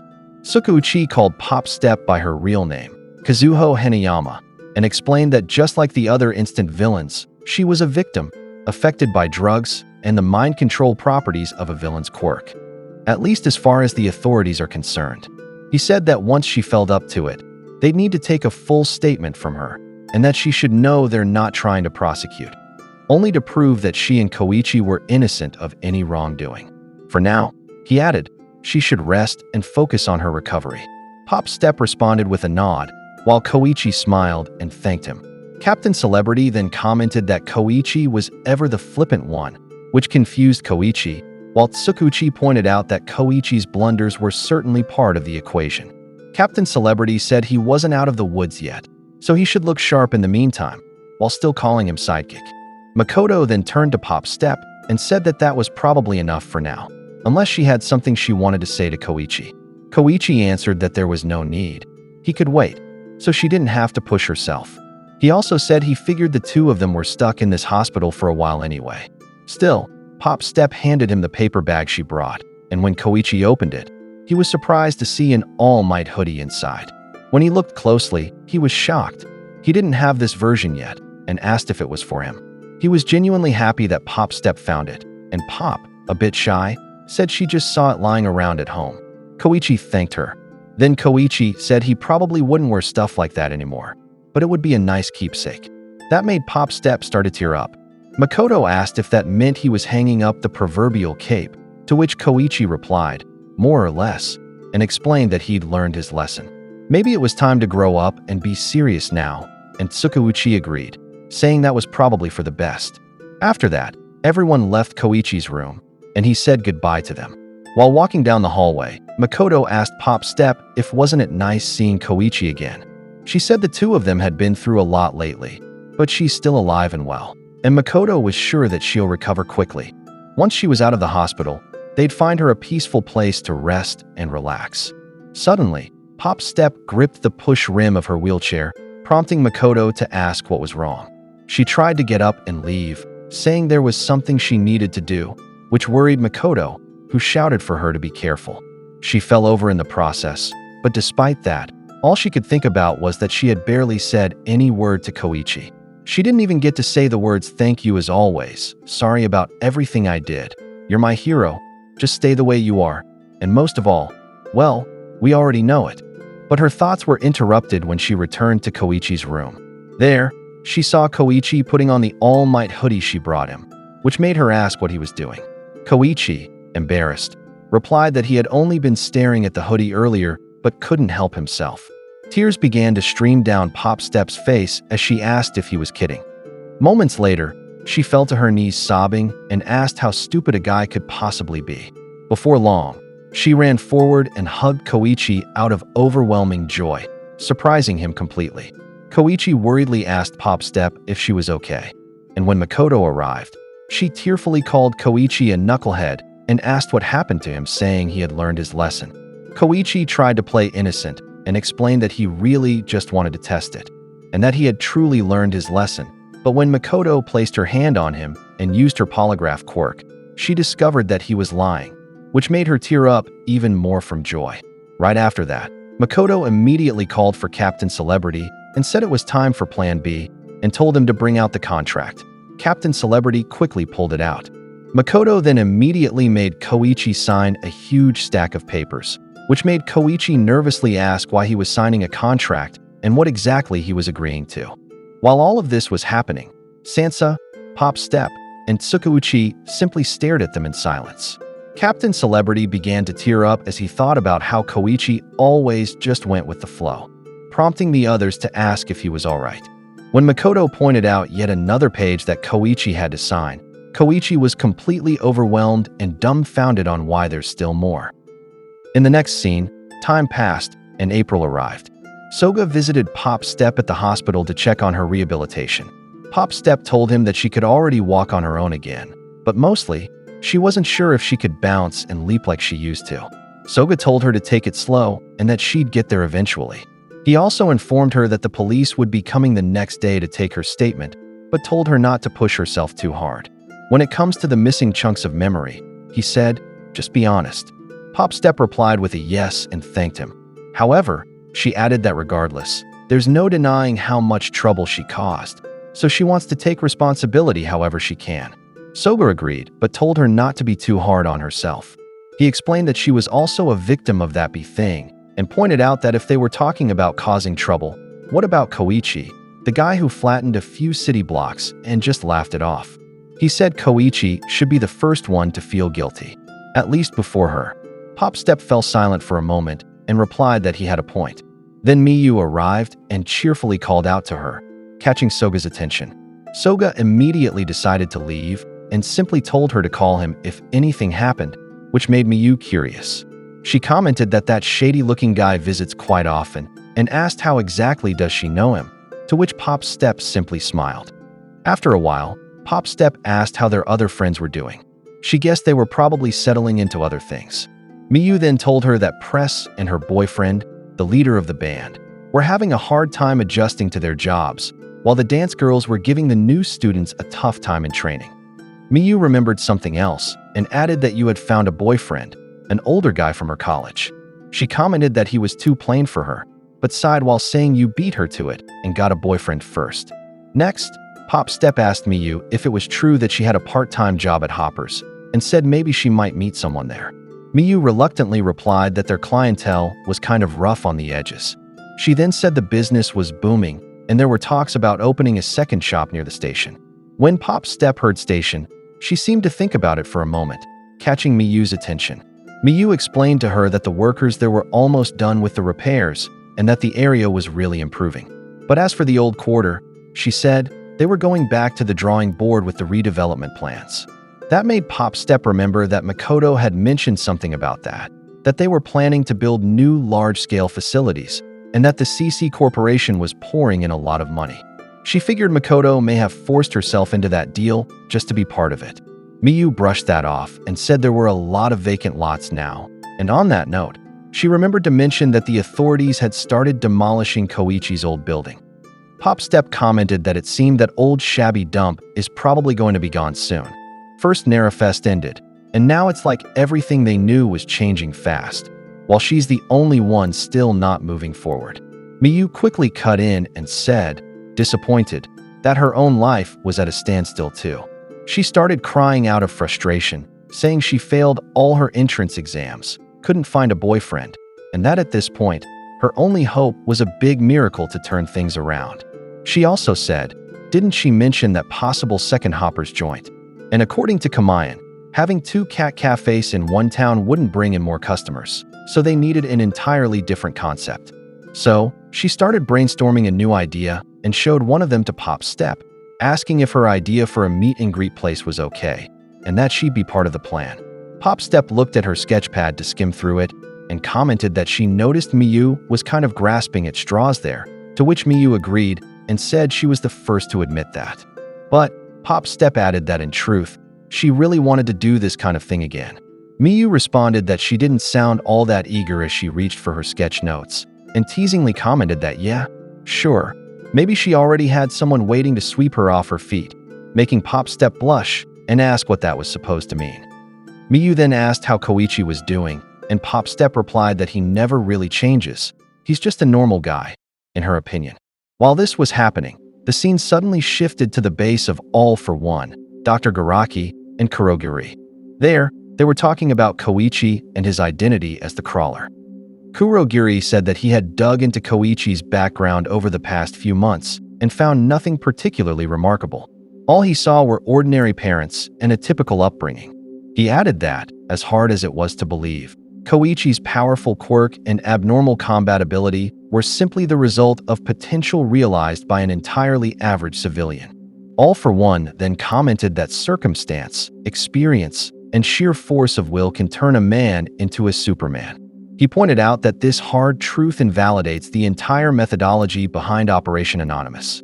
He said he's more than willing to pay an exorbitant price to keep the ultimate power, one for all, at a distance. But he questioned, how can they possibly respond when ordinary civilians on the street begin acting like heroes? He uttered the words, extraordinary potential, suddenly available to one and all, and said that surely this was a path to unrestrained chaos. But it also introduced uncertainty to all of his plans. He said that perhaps there was nothing to be done except pour all their effort into the next plan. He added that should society reach a point where heroes can emerge from every corner of life, he would command a being capable of facing even the mightiest hero head-on and forcing him to his knees with its own strength. He said yes, what he was referring to was the bioengineered Nomu, and explained that in a way, it was number 6 himself who led him to this culmination. After that, the scene shifted once again, and we were taken to the CC Corporation headquarters located in New York City. They received an alert that the mayor of New York City had issued a dispatch request to them. As a hatch opened, they alerted CCC-02 to prepare for deployment. We were then shown Koichi suited up while staring at himself in the mirror, his hand touching the scar on his cheek, the one given to him by number 6. He turned serious after that and responded to the alert, and soon, the gate located at the upper part of the building opened. As Koichi stepped out, preparing to fly, the alerting voice echoed the words, CCC-02, the Skycrawler, and placed him on standby.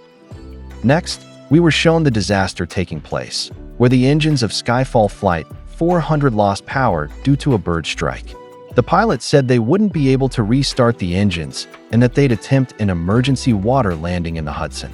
The co-pilot tried to reason that at this altitude, they would crash into the city before even reaching the water. The pilot addressed the passengers and instructed everyone, including the crew, to prepare for impact, and the flight attendants immediately began guiding the passengers on what to do. They were told to bend down and position themselves into crash positions. One child passenger peeked out the window and told his mom that there was someone on the wing of the plane. We were then shown who the child was seeing, and it turned out to be Koichi, which made the child's eyes gleam. Koichi lifted his face guard to smile at the kid, but because of the strong wind hitting his face, he got blown off and detached from the wing.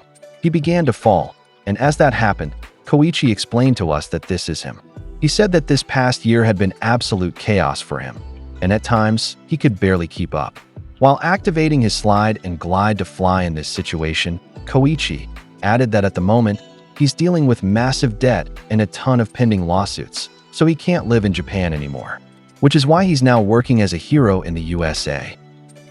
He quickly used air step to catch up to the plane, and when he reached its side, the passengers inside started shouting his name and saying that he was there. But instead of being excited, their reactions were filled with doubt, asking if he could really handle it and if there was seriously no one else available. He admitted to us that, yes, he had always dreamed of being a hero, but in reality, it felt like he had just been pretending. Some of the passengers shouted that they were doomed, while another said not to give up because Koichi was better than nothing. Koichi then added that now that this was his job, he could confidently say that being a hero is seriously tough. He positioned himself under the plane and, while pushing his shoulder against it, began to release a powerful blast, like from a rocket engine, doing everything he could to keep the plane from crashing. In the following scene, the plane was shown to have successfully landed on the Hudson River, and other heroes and reporters quickly arrived. A female reporter began broadcasting live from the Hudson River, reporting that Skyfall Flight 400 had just made an emergency landing. She said that no lives were lost, thanks to a hero who rushed to the scene, and that at this very moment, the rescue operation was underway. Then she heard shouting from the water, turned in that direction, and saw Koichi drowning. Fortunately, Captain Celebrity arrived just in time and rescued him, but also scolded him to have some dignity. He whispered to Koichi not to get comfortable, because the real battle was just about to begin, which caught Koichi's attention. We then suddenly jumped to a point in time where Makoto was updating Koichi about his status. There was ongoing debate over whether he was a hero or a villain because of his vigilante background, and Makoto said he was on the losing end of that argument back when he was still in Japan. But here in the United States, she said, vigilantism has deep roots, so he needs to stack up some wins and win over public opinion. She added that interviews with heroes after major incidents are especially important. She said that it could heavily influence the public's impression of Koichi, which made Koichi admit that he couldn't give a speech in English and could barely understand the questions. Captain Celebrity then commented that maybe it would be better if he just didn't speak at all. Makoto then taught him a simple line to say during the interview. Yes, I'll fight on with all my might. She said she'd have one of their people pose as a member of the press, and all Koichi had to do was give that answer, and he'd be golden. Captain Celebrity added that he shouldn't forget to flash a disarming smile. After that, we returned to the present, where Koichi and Captain Celebrity were now surrounded by a swarm of reporters, all excitedly shouting that he was the newest hero of the CC Corporation, the Skycrawler, and asking if they could get a few comments. Captain Celebrity responded that they could ask the ward anything they wanted. As the reporter was just starting to say that Koichi began his journey protecting the streets of Naruhata in Japan, and asking if he planned to continue that good work here in New York, a bearded man who looked drunk and homeless suddenly interrupted. He shouted, "If it isn't the destructor of Naruhata." He then sarcastically asked why Koichi doesn't head downtown and smash Wall Street to pieces, and ordered him to teach those necktie-wearing snobs a lesson. While all this was happening, Makoto and her team were watching the scene from their office, and Makoto immediately grew worried. But Koichi just stared blankly at the man, not understanding a single word, while Captain Celebrity quickly picked up on the situation. Unfortunately, Koichi really didn't understand anything, so he just did what he was told.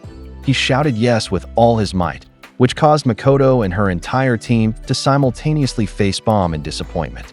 Koichi was completely clueless as he looked around at the reactions of the people and Captain Celebrity beside him, wondering what had gone wrong and what he had done. Because of that incident, the public began to lean toward the idea that he was actually a villain.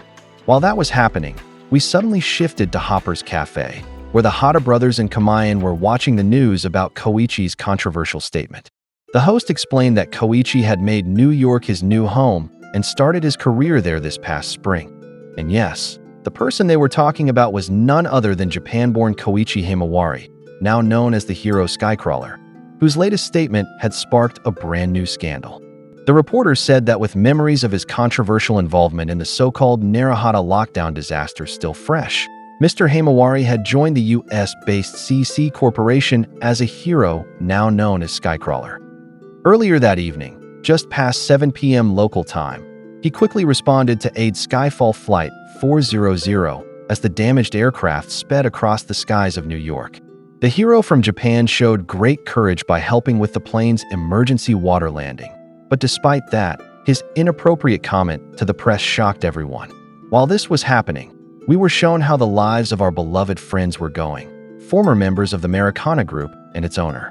Samazu and Jubei hanging out together, the former trained villains, the friends of the late Hachisuka, and how Koichi's mother and father reacted when they saw the news about their son.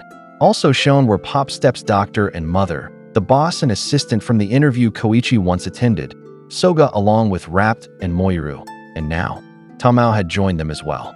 We were also shown the heroes who interacted with Koichi, such as Fat Gum and his partner Kaneko, Endeavor and his team, Edshot, Best Genist, Mirko, and Ingenium along with Team Editen. Stendhal also appeared, now more closely resembling his current persona, Stain, and that guy with the glasses and smug grin, if you remember him. Also shown were Rapper, Detective Tsukauchi with Sansa, Tanuma who was currently out fishing, Mr. Yagi or All Might, looking stressed, and Midnight and Present Mike watching a video on a phone. And finally, Aizawa or Eraserhead, silently looking up at the blue sky. After that, we returned to Koichi's situation, where reporters were bombarding him with questions like what exactly he meant by yes, with all my might. They asked if he was implying that his heroics would focus primarily on supporting lower-income groups, or if perhaps this was laying the groundwork for his impending lawsuits. Koichi could only stutter as he couldn't answer properly. He muttered in Japanese that there were too many big words, and he couldn't understand them, shivering from the cold as the wind blew. He nervously asked the reporters in English if he could go home now, saying he was cold because he had fallen into the river. The reporters got angry and asked if he was messing with them, demanding that he answer their questions. Suddenly, someone from the side tossed a hoodie toward him and told him to wear it. He turned toward the source and noticed the design on it. The souvenir booth attendant who threw the hoodie gave him a thumbs up, while Koichi wondered if he was right about what he thought it was. Then, we suddenly returned to Pop Step and Miyu, and while they were walking, Pop Step received a text message, prompting Miyu to ask who it was from. When she opened it, they saw a photo of Koichi wearing an All Might hoodie with an I Heart New York design on the back, and Pop Step commented that it looked like the locals over there had given Koichi the hoodie. She was a bit surprised that they sold something like that in the US too. She added that it's not exactly something a pro hero should be getting so excited about. Miyu hesitantly replied that he really is kind of an idiot, which made Pop Step laugh and say that she might be right. Pop Step looked at the photo again, and her face gradually lit up with joy as she was surrounded by a feeling full of bliss. After showing us all that, Koichi said that as for him, he was just trying to adjust to life in a new city, but he couldn't help wondering how Naruhata was doing. He explained that for some reason, that place was a corner of Tokyo that seemed to be beyond the notice of most heroes, so he couldn't help but worry that something bad might happen to the people living there. But honestly, he said, maybe he didn't have the right to meddle anymore. He asked himself why, and answered that long before there was a hero system, and even before people gained the special powers they now call quirks, conflict had always been a part of human society. And throughout history, local communities were the ones who dealt with their own problems. He added that this was how Makoto once explained it to him. While he was saying this, we were shown a gentle-looking man with glasses who accidentally bumped into a group of 3 guys that clearly looked like bullies, which led them to shove him into a dark alley. The 3 men laughed as they slowly approached him, so the guy with glasses tried to scare them off by saying they should back off because the crawler lives around here, and whenever there's trouble, he always shows up. But one of the bullies just ridiculed him and added that the crawler was too busy playing hero in America. He then asked if the guy actually thought the crawler would care about a small-time shakedown like this. The man with glasses got even more nervous, but the bully stopped when a voice spoke out. Someone using a crutch said they weren't wrong. The crawler wasn't here anymore.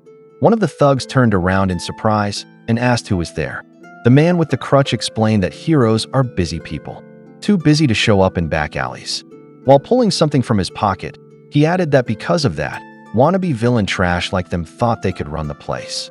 But nope, he said, it wasn't going to go down like that. And if they were wondering why, because he's here. It was then revealed that the man was Knuckle Duster, and even with his busted knee, he continued patrolling the streets of Naruhata, waiting for scenes of injustice like this to unfold, so he could help those in need using his trusty brass knuckles. And now we've reached the end of My Hero Academia Vigilantes. Thank you for watching and joining us throughout all the arcs. See you guys on the next one.